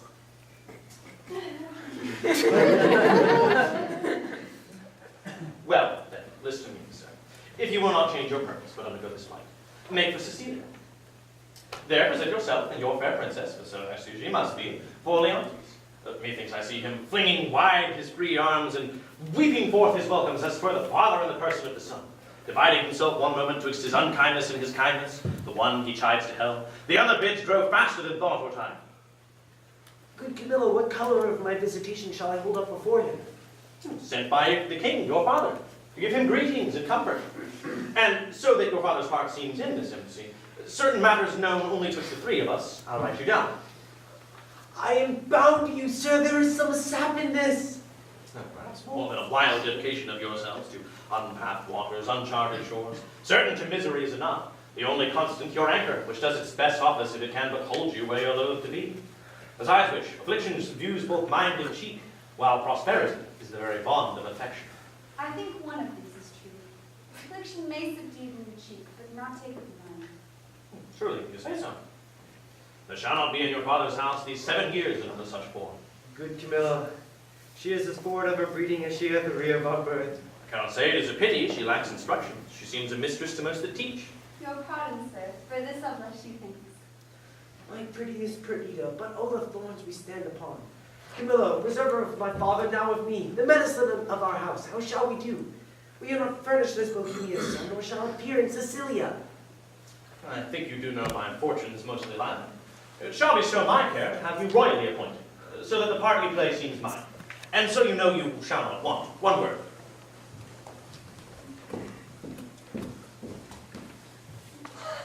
What a fool honesty is, and trust his sworn brother. A very simple gentleman. I've sold all my trumpery. Not a counterfeit stone, not a ribbon, glass, pomander, brooch, tea book, banded, knife, tape, glove, bracelets, shoe tie, necklace, horn ring, to keep my pack from fasting. They throng who should buy first. It's in my trinkets in Manhattan, and brought a benediction to the buyer. By which means I saw whose purse was best in picture, and what I saw, to my good use, I remembered. My clown, who wants something to be a reasonable man, grew so in love with the wench's song that he would not stir his petticoats till he had both tune and words, which so drew the rest of the crowd to me that all their other senses stuck in ears. I might have pitched a placket, it was census. 'Twas nothing to gild the codpiece of a purse. No hearing, no feeling, but my sir's song, and admiring the nothing of it. By which means I saw whose purse was best in picture, and what I saw, to my good use, I remembered. Well, my clown, who wants to be a reasonable man, grew so in love with the wench's song that he would not stir his petticoats till he had both tune and words. By which means I saw whose purse was best in picture.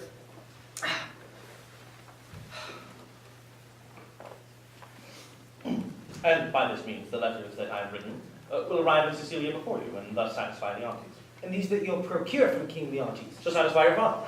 Happy be you, all that you speak so fair. Well, who's this then? We'll make use of this. Omit nothing may give us advantage.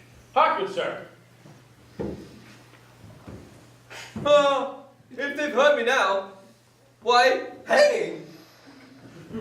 Oh, now, good sir, why shakest thou so?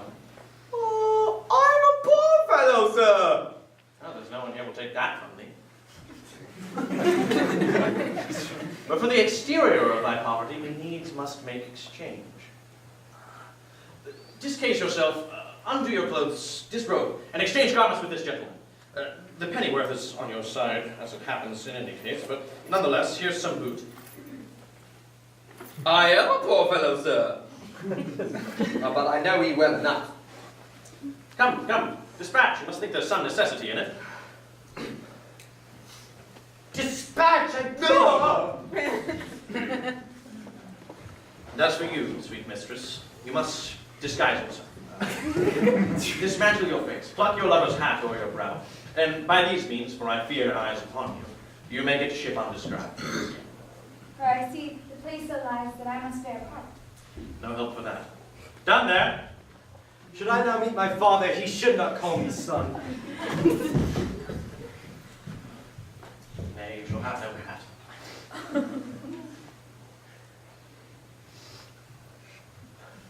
Pray you, Perdita, what if we twain forgot? A word. Thank you, good sir, and good day. Adieu, sir. Now, mine must be to report this flame to Polixenes. and he gives pursuit, by these means I shall regain Sicilia, for which I have a woman's longing. Fortune speed us. Thus we set on Camillo to the sea. Quicker haste, the better. I understand the business. I hear it. Have a good ear. A quick eye and a nimble hand is necessary for a fat person. A good nose is requisite also. To smell out the work for the other senses. I see this is the time the unjust man doth thrive. What exchange had this been without boot? What boot is here with this exchange? Sure, the gods do this year connive at us, and we may do anything extemper. The prince himself is about a piece of iniquity, stealing away from his father with his clog at his heels. If I thought it were a piece of honesty to acquaint the king with all, I wouldn't do it. I'd find it the more knavery to conceal it. Therefore, I am constant to my profession. Aside, here's more matter for a hot brain. Every land's end, every shop, church, session, hanging yields up capital man's work. See what woman you are now. There's no other way but to tell the king she's a changeling, and none of your flesh and blood. Nay, but hear me. Nay, but hear me. Go to then. She being none of your flesh and blood. Your flesh and blood has not affected the king, and therefore your flesh and blood is not to be punished by the king. Show these things you found about her, those secret things, all what she has with her. This being done with a long whistle, I warrant you. I will tell the king all, yea, every word, and his son's pranks too, who I may say is no honest man, neither to his father nor to me, to go about to make me the king's sister-in-law. Indeed. Sister-in-law was the farthest up you could have been to him. And then your blood in the deer, but I know how much amounts. Very wisely, please. Let us to the king. There is that in this father will make him scratch his beard. I know not what impediment this matter may have to the flight of my master. Hey, heartily, he'd be at Paris. If I had a mind to be honest, I would say fortune would not suffer me.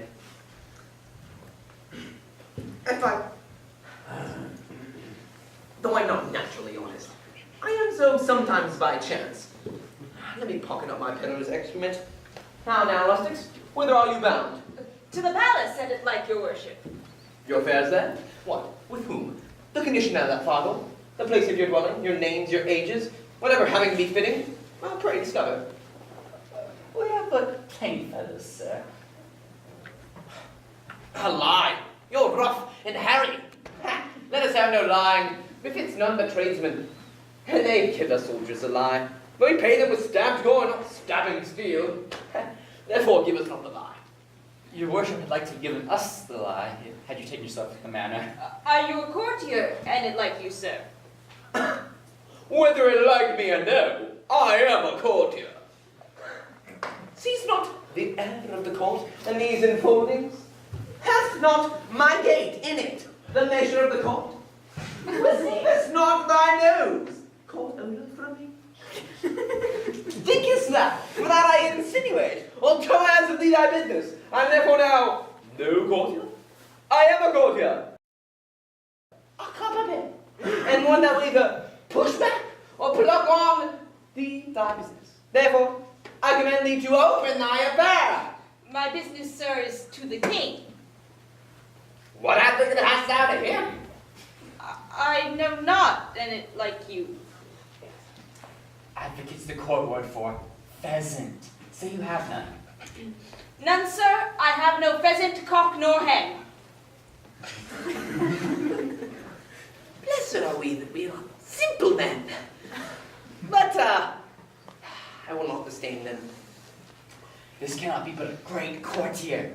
His garments are rich, but he wears them not handsomely. He seems to be the more noble and being fantastical. A great man, I'll warrant. I know by the picking on his teeth. The fardel? What's in the fardel? Wherefore the box? Sir, there lie such secrets in this Farthland box that none must know but the king, and which he shall know within this hour, if I may come to the speech of him. Age thou hast lost thy labor. Why, sir? The king is not at the palace. He's gone aboard a new ship to purge melancholy and air himself. For now be as capable of things here as thou must know the king is full of grief. So 'tis said, sir, about his son that should have married a shepherdess's daughter. If that shepherdess be not in handfast, let her fly. The curses she shall have, the torture she shall feel, will break the back of men, the heart So, sir. Not she alone shall suffer. What wit will make heavy in vengeance bitter, but all those that are germane to her, though removed 50 times, will all fall under the hand. Dear them, a great pity, yet it is necessary.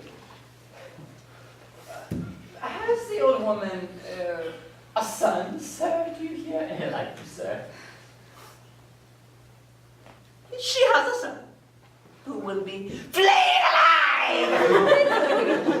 Set upon a wasp's nest, till he be 3/4 in a dram dead, then recovered again with aquavitae, or some other hot infusion. Roses, and in the hottest day that prognostication proclaims, shall he be set upon a brick wall, the sun shining down to the south but I upon him, where she's to behold him with flies blown to death!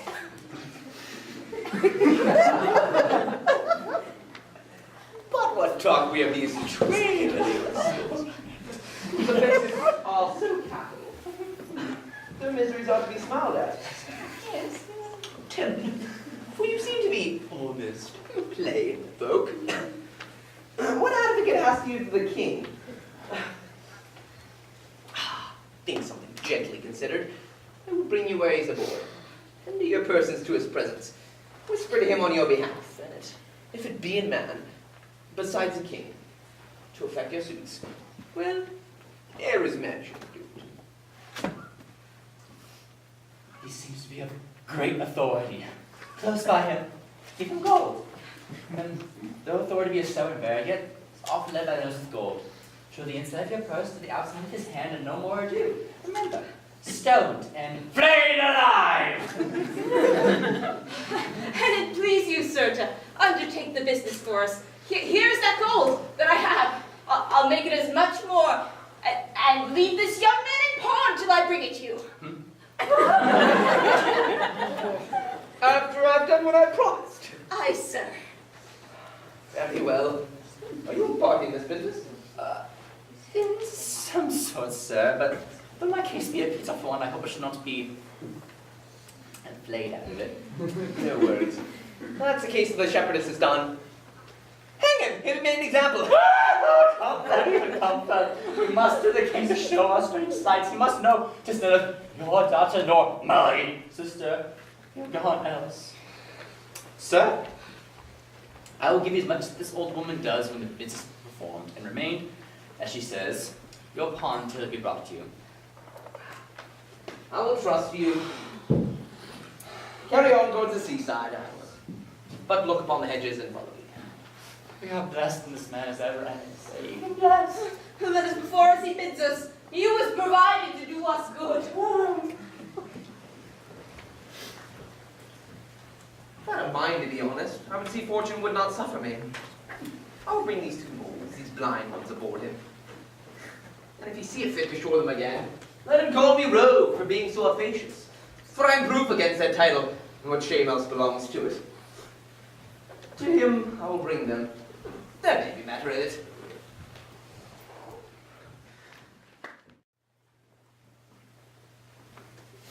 Sir, you have done enough and performed a saint-like sorrow.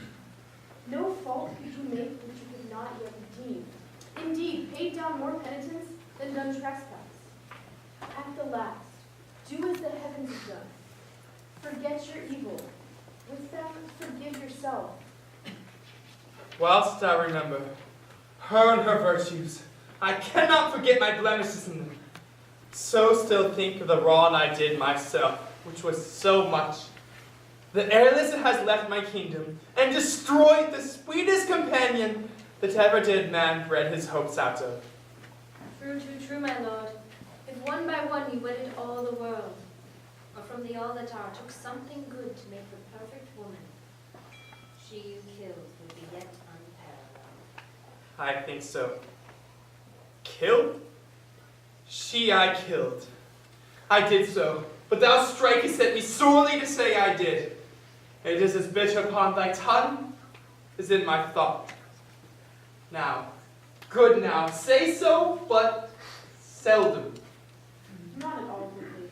You could have spoken 1,000 things that would have done the time more benefit and graced your kindness better. You are one of those who would have him wed again. If you would not so, you pity not the state, nor the remembrance of his most sovereign name. Consider little what dangers, by his highness fail of issue, may drop upon his kingdom and devour incertain lookers on. What were more holy than to rejoice the former queen as well? What holier than for royalty's repair, for present comfort and for future good, to bless the bed of majesty again with the sweet fellow to it? There is none worthy, respecting her that's gone. Besides, the gods will have fulfilled their secret purposes. Hath not the divine Apollo said, is not the tenor of his oracle, that King Leontes shall not have an heir till his lost child be found, which that it shall is all as monstrous to our human reason as my Antigonus to break his grave and come again to me, for on my life he did perish with the infant. 'Tis your counsel, my lord, should to the heavens be contrary. I hold against their ways. Care not for issue. The crown will find an heir. Great Alexander left his to the worthiest, so his successor was like to be the best. Oh, Paulina, who has the memory of Hermione, I know and honor that ever I squared to thee my counsel. Then, even now, may have looked upon my queen's full eyes and taken treasure from her lips. And left them more rich for what they yielded? Thou speaks truth. No more of such wives, therefore no wife. One worse and better used would make her sated to spirit again possess her corpse, and on this stage where we offenders are now, appear and begin. Why to me? Had she such power? She had just cause. She had, and when sent me to murder her, I married. I should so. Were I the ghost that walked, I'd bid you mark her eye and tell me for what dull part in it you chose her. Then I'd shriek that even your ears should rift to hear me, and the only words that followed should be, remember mine. Stars, stars, and all eyes else dead coals. Fear thou no wife. I'll have no wife, Paulina. Will you swear never to marry but by my free leave? Never. So blessed be my spirit. Then, good my ladies, bear witness to his oath. You tempt him overmuch. Unless another, as is like Hermione, as is her picture, affront his eye. Good, madam. I have done. But, if my lord will marry, if you will, sir, no remedy but you will, give me the office to choose you a queen.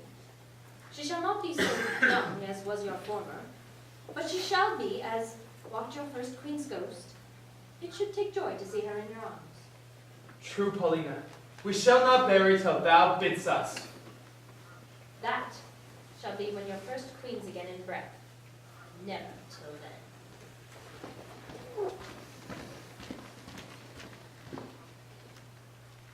One of them gives out himself Prince Florizel, son of Polixenes, with his princess. She is the fairest I have yet beheld. Desires access to your high presence.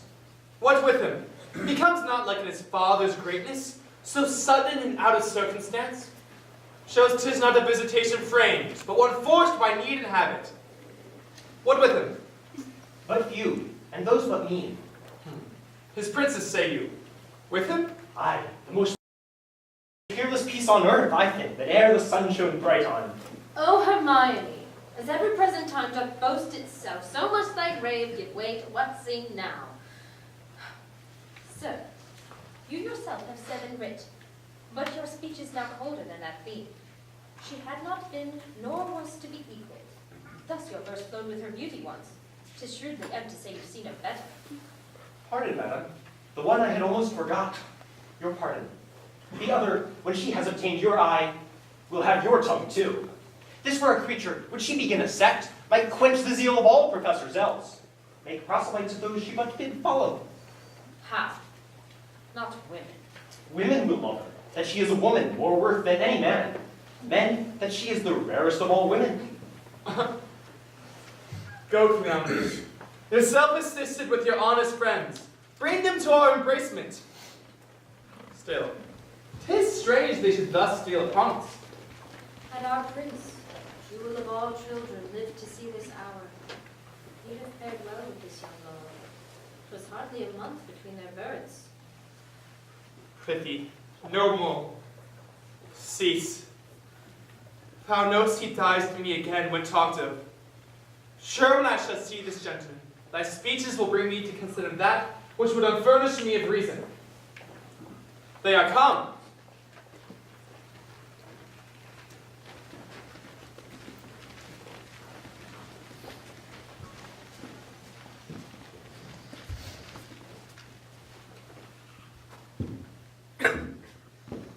Your mother was most true to wedlock, Prince, for she did print your royal father off in conceiving you.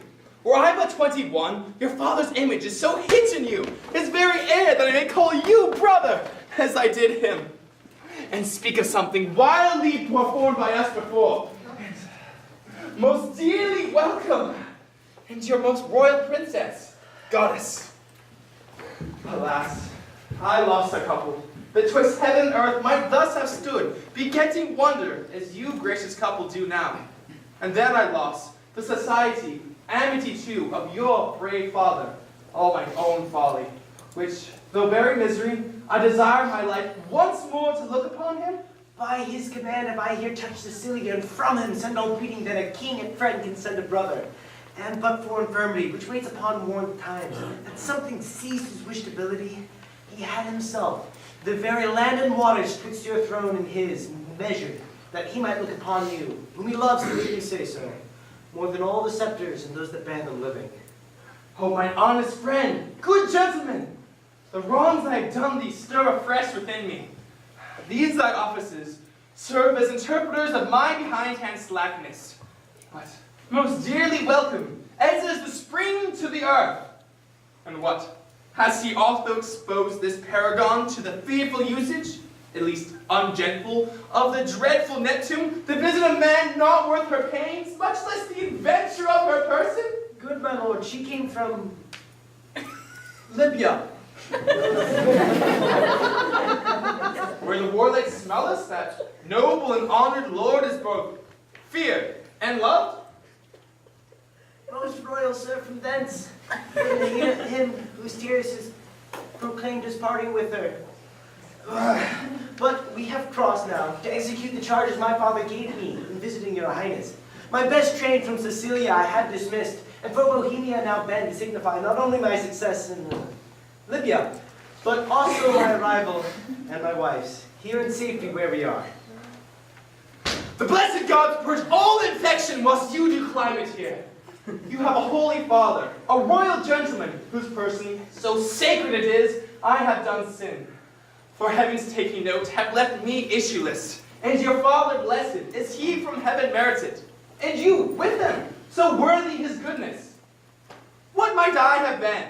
Might I have had a son and daughter to look on such goodly things as you? Most noble sir, that which I am about to report would bear no credit were not the proof so nigh. Please you, great sir, Bohemia greets you from himself, by me, desires you to attach his son, who has his dignity and duty both cast off, fled from his father, from his hopes, and was a shepherdess's daughter. Where's Bohemia? Speak! Here in your city, I now came from him. I speak amazingly, and it becomes my marvel and my message. To your court, whilst he was hastening, in pursuit it seems of this fair couple, meets he on the way the mother of this seeming lady and her brother, having both their country quitted with this young prince. Camilla has betrayed me, whose honor and whose honesty shall thou endure in all weathers. Lay it so to his charge. He's with the king, your father. Who? Camillo? Camillo, sir, I spake with him, who now has these poor fools in question.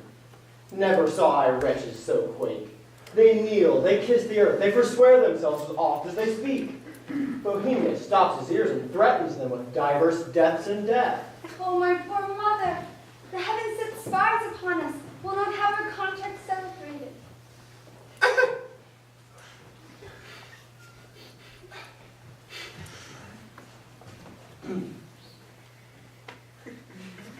You are married.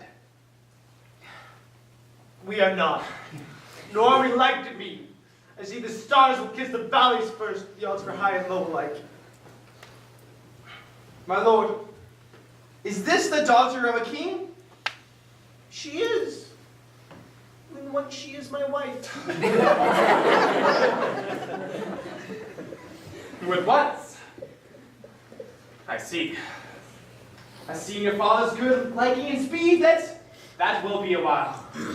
I'm sorry, most sorry you have broken from his liking, which you are tied in duty to. As sorry your choice was not as rich in worth as beauty, that you may very well enjoy her. Dear, look up. Though fortune visible and enemy should chase us with my father, power no jot hath she to change our loves. Beseech you, sir, remember since you owed no more to time than I do now. With thought and such affection, step forth mine advocate. At your request, my father will grant precious things as trifles. Would he do so? I would beg your most precious mistress, which he counts but a trifle. Sir, my liege, your eye hath too much youth in it. It was hardly a month ere your queen died. She was far more worthy of such gazes than this you look on now. I thought of her, even in these gazes I made. But your petition is yet unanswered. I will to your father. Your honor is not overthrown by your desires. I am a friend to them both. Come, upon this errand which I now go to your father. Come, mark which way I make. Good my lord!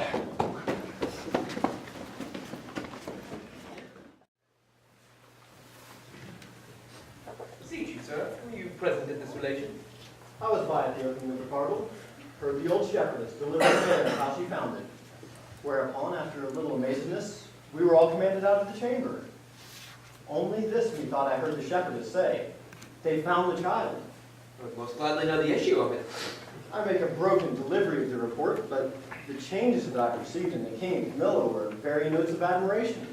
They seemed almost, with staring on one another, to tear the cases of their eyes. There was speech in their dumbness, language in their very gesture. They looked as though they had heard of a world ransomed or of one destroyed. A notable passion of wonder came about them, but the wisest beholder, who knew no more but seeing, could not say if the import be of joy or of sorrow, but in the extremity of the one it must needs be.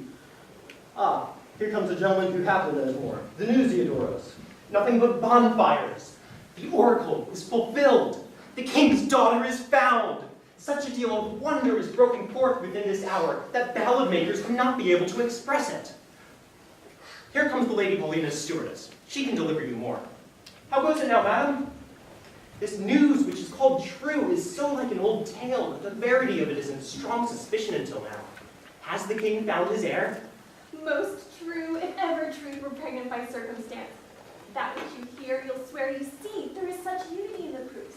The mantle of Queen Hermione, her jewel about the neck of it, the letters of Antigonus found with it, which they know to be of his character, the majesty of the creature in resemblance to the mother, and the affection of nobleness which nature shows to be above her breeding, and many other evidences proclaim her with all certainty to be the king's daughter. Did you see the meeting of the two kings? No. Then you have lost a sight that was to be seen, cannot be spoken of. There might you have beheld one joy crown another so, and in such a manner that it seemed sorrow wept to take leave of them, for their joy was weighted in tears. There was casting up of eyes, holding up of hands, with countenances of such distraction that they were to be known by garment, not by favor. Our king, being ready to leap out of himself for joy of his found daughter, as if that joy had become a loss, cries, "Oh, thy mother, and asks Bohemia forgiveness. Then embraces his son-in-law and worries he his daughter with clipping her. Now he turns and thanks the old shepherdess who stands by like a weather-beaten conduit of many kings' reigns. I never heard of such another encounter, which Lane's report to follow it, and undoes description to do it. What, pray you, became of Antigonus, that carried Pentheus the child? Like an old tale still, that will have matter to rehearse, though credit be asleep and not an ear open. He was torn to pieces with a bear. This avouches the shepherdess's son, who has not only his innocence, which seems much, to justify him, but a handkerchief and some rings of his that Paulina knows. What became of his bark and of his followers? racked the same instant of their master's death and in view of the shepherdess, so that all the instruments which aided to expose the child were even then lost when it was found. But oh, the noble combat twixt joy and sorrow that was fought in Paulina. She had one eye, declined for the loss of her husband, the other, elevated that the oracle was fulfilled. She lifted the princess from the earth, and so locks her in embracing, as if she could pin her to her heart, that she might no more be in danger of losing. The dignity of this act is worthy of the audiences of kings and princes, for by such was it acted. One of the prettiest touches of all, and that which angled for mine eyes, and caught the water, though not the fish, was when, at the relation of the queen's death, and the manner which she came to it gravely confessed and lamented by the king, how attentiveness wounded his daughter, till from one sign of dolour to another she did, but and alas, I would fain say bleed tears, for I am sure my heart wept blood. That which was most marvel there changed color. Some swooned, all sorrowed. If the world had seen it, the woe had been universal. Have they returned to court? No. The princess, hearing of her mother's statues, a piece many years in doing, and now newly performed by that rare Italian master, Giulio Romano, who, had he in eternity in his hands and could put breath into his work, would beguile nature of her custom? So perfectly he is her aid. He so near to Hermione hath done Hermione, that they say, one would speak to her, and stand in hope of an answer. But thither with all greediness of affection they are gone, and there they intend to sup. I thought she had some great matter there in hand, for she hath previously, twice or thrice a day, ever since the death of Hermione, visited that removed house. Shall we thither, and with our company piece the rejoicing? It would be thence that has the benefit of access. Every wink of an eye, some new grace will be born. Our absence makes us unthrifty to our knowledge. Let's along. Now, had I not the dash of my own life, and would perform a drop on my head, I brought the old woman and her son aboard the prince. Told him I heard them talk of a fowl, and I know not what. But he, overfonded of the shepherdess's son, her daughter, who he then took her to be, grew much seasick, and himself little better, extremity of the weather continuing, so that this matter remained a mystery. But 'tis all one to me. For had I been the finder out of this secret, it was not a relished among my other many discredits. Oh, here come those to whom I've done good to against my will, and already appearing in the blossoms of their fortune. Oh, my boy, I have passed more children, but thy sons and daughters will be all gentle and born. You are well met, sir. You denied to fight with me this other day, because I was no gentleman born. See you these clothes? Say you see them not. Think me still no gentleman born? You had best say these clothes are not gentlemen born. Come, give me the lie, and try whether I'm not now gentleman born. You are now a gentleman born. Aye, and have been so any time these 4 hours. And so have I, boy. So you have. But I was gentleman born. For the king's son took me by the hand, you called me brother. Then the 2 kings called my mother sister. Then the prince and the princess called my mother mother. And there we wept. And there were the first gentleman-like tears that ever we shed. We may live, my son, to shed many more. Aye, or else for hard luck, being in so preposterous a state as we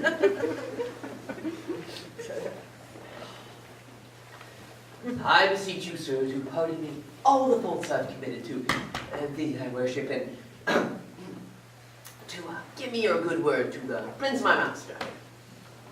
Prithee, son, do, for we must be gentle. Now we are gentlemen. Thou art in thy life. Aye, but like thy good worship. Give me that hand. I will swear to the prince that thou art as honest a true fellow as any in Bohemia. Thou may say it, but not swear it. I'll swear it. Now I'm a gentleman. Let Bores and Franklin say it, I'll swear it. How if it be false, son? If it be ne'er so false, a true gentleman may swear it on behalf of his friend, and...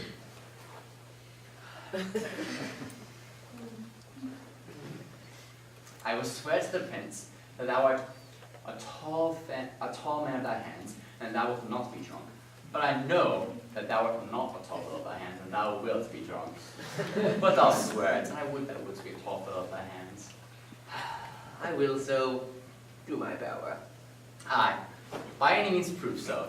But do not wonder how thou darest venture to be drunk. Not because thou will. Trust me not. Hark, the kings and princes, our kindred, are going to go see the queen's picture. Come, follow us, we'll be thy good masters.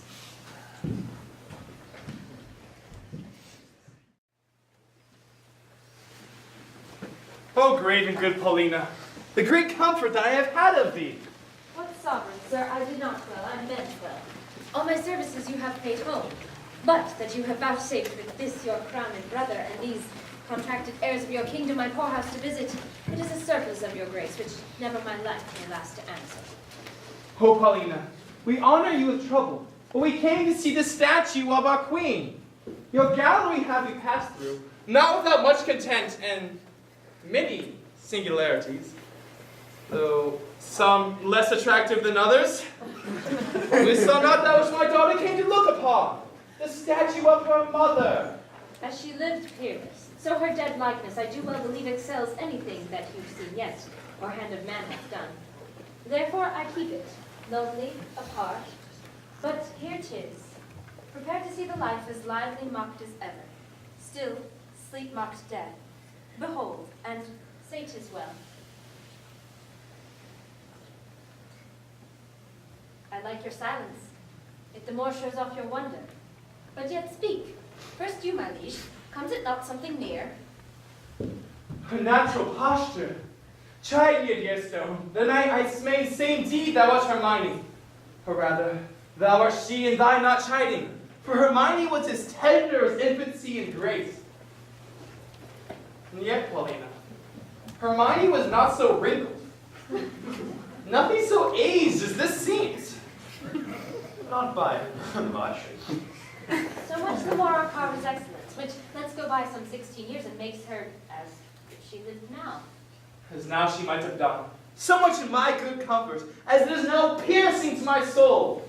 Well, thus she stood, with such life of majesty. Warm life, as now it coldly stands when I first wooed her. Does the stone not rebuke me for being more stone than it? O royal peace, there's magic in thy majesty, which has my evils conjured to remembrance. And from thy admiring daughters took the spirits, standing with stone with thee. And give kneeling, and do not say to superstition that I kneel and then implore her blessing. Lady, dear queen, that ended when I but begun. Give me that hand of yours to kiss. Ugh! Patience! The color is but newly fixed, it's not dry yet. Ah, my lord, your sorrow was too sore laid on, which 16 winters cannot blow away, nor as many summers dry. Methinks no joy scarce ever lasted so long, nor any sorrow but long since killed itself. Dear my brother, let him that was the cause of this have power to take off of you so much grief as he will bind up in himself. Indeed, my lord, if I had known that the sight of my poor image would have thus wrought you, for the stone is mine, I'd not have showed it. Do not draw the curtain. No longer shall you look on it, lest your fancy may think anon it moves. Let be, let be. Would I were dead, but that methinks already. What was he that did carve it? Still, my lord, would ye not deem those veins did bear blood, and that she breathed? Nastily done. The very life seems ruddy upon her lip. And the fixture of her eye has movement in it, as we are mocked by art. I'll draw the curtain. My lord's almost so far transported that he'll think anon it moves. Oh, Paulina, makes me to think so 20 years together. No settled senses of the world can yet match the pleasure of that madness. Let's alone. I'm sorry, sir, I have thus far wrought you, but I could afflict you farther. Do, for this affliction is as sweet as any cordial comfort. Still, methinks there's an air comes from her. What fine chisel could yet cut breath? Let no man mock me, for I will kiss her. God, my lord, forbear! A ruddiness upon her lip is wet, you'll mar it if you kiss it. Stain your own with boiling painting. Shall I draw the curtain? No! Not these 20 years. So long I can stand by and look on. And forbear. Quit amazement. If you can behold it, I'll make the statue move, indeed descend, and take you by the hand. But then you'll think, which I protest against, I'm assisted by wicked powers. What you can make her do, I'm content to look upon. What to speak, I'm content to hear. For 'tis easy to make her speak and move. It is required you do await your faith then. All stand still, or let those that think it is unlawful business I am about, let them depart. Proceed. No foot shall stir. Music, awake her, strike. This time, descend, bestow no more approach, stir, nay come away. Bequeath to death your numbness, for from him, dear life redeems you. And perceive she stirs? Start not, her action shall be holy, as you perceive my spell is lawful. Do not shun her until she die again, for then you kill her double. When she was young, you wooed her. In age, is she become the suitor? She's warm. If this be magic, let it be an art as lawful as eating. She embraces him. She hangs about his neck. If she pertains to life, let her speak also. Aye, and make it manifest where she lived, or how stolen from the dead. That she was living, were it but told to thee, would have been hooted at like an old tale. But it appears she lives, though yet she speak not. Mark you a while longer. Please you interpose, fair madam. Near, and take her mother's bed. Look, Aphrodite's found. You gods, look down, and from your sacred vials pour your graces upon my daughter's head. Tell me, mine own, where hast thou been preserved? Where lived? How found thy father's court? For thou shalt hear that I, knowing by Paulina, gave hope to the oracle thou wast in being, have reserved myself to see the issue. There's time enough for that, lest they desire upon this push to trouble your joys with like relation. Go together, your precious winners all, your exultation partake to everyone. I, an old turtle, will wing me to some withered bough, and there my mate that's never to be found again, lament to lie lost. Oh, peace, Paulina. Thou shouldst a husband take, by my consent, as I by thine a wife. This is a match made between us by vows. Thou hast found mine, but how is to be questioned? For I saw her as I thought, dead, and have said in vain many a prayer upon her grave. I'll not seek far, for him I partly know is mine, to find thee an honorable husband. Come, Camillo. Take her by the hand, whose worth and honesty is richly noted, and here justified by us, a pair of kings. Let's from this place. What? Look upon my brother. Both your pardons that e'er put between your holy looks my ill suspicions. This, your son-in-law, and son unto the keen, is troth light to your daughter. Good Paulina, lead us from hence, where we may each one leisurely demand to give answer to his part performed in this wide gap of time, since we are first dissevered. Hastily, lead away!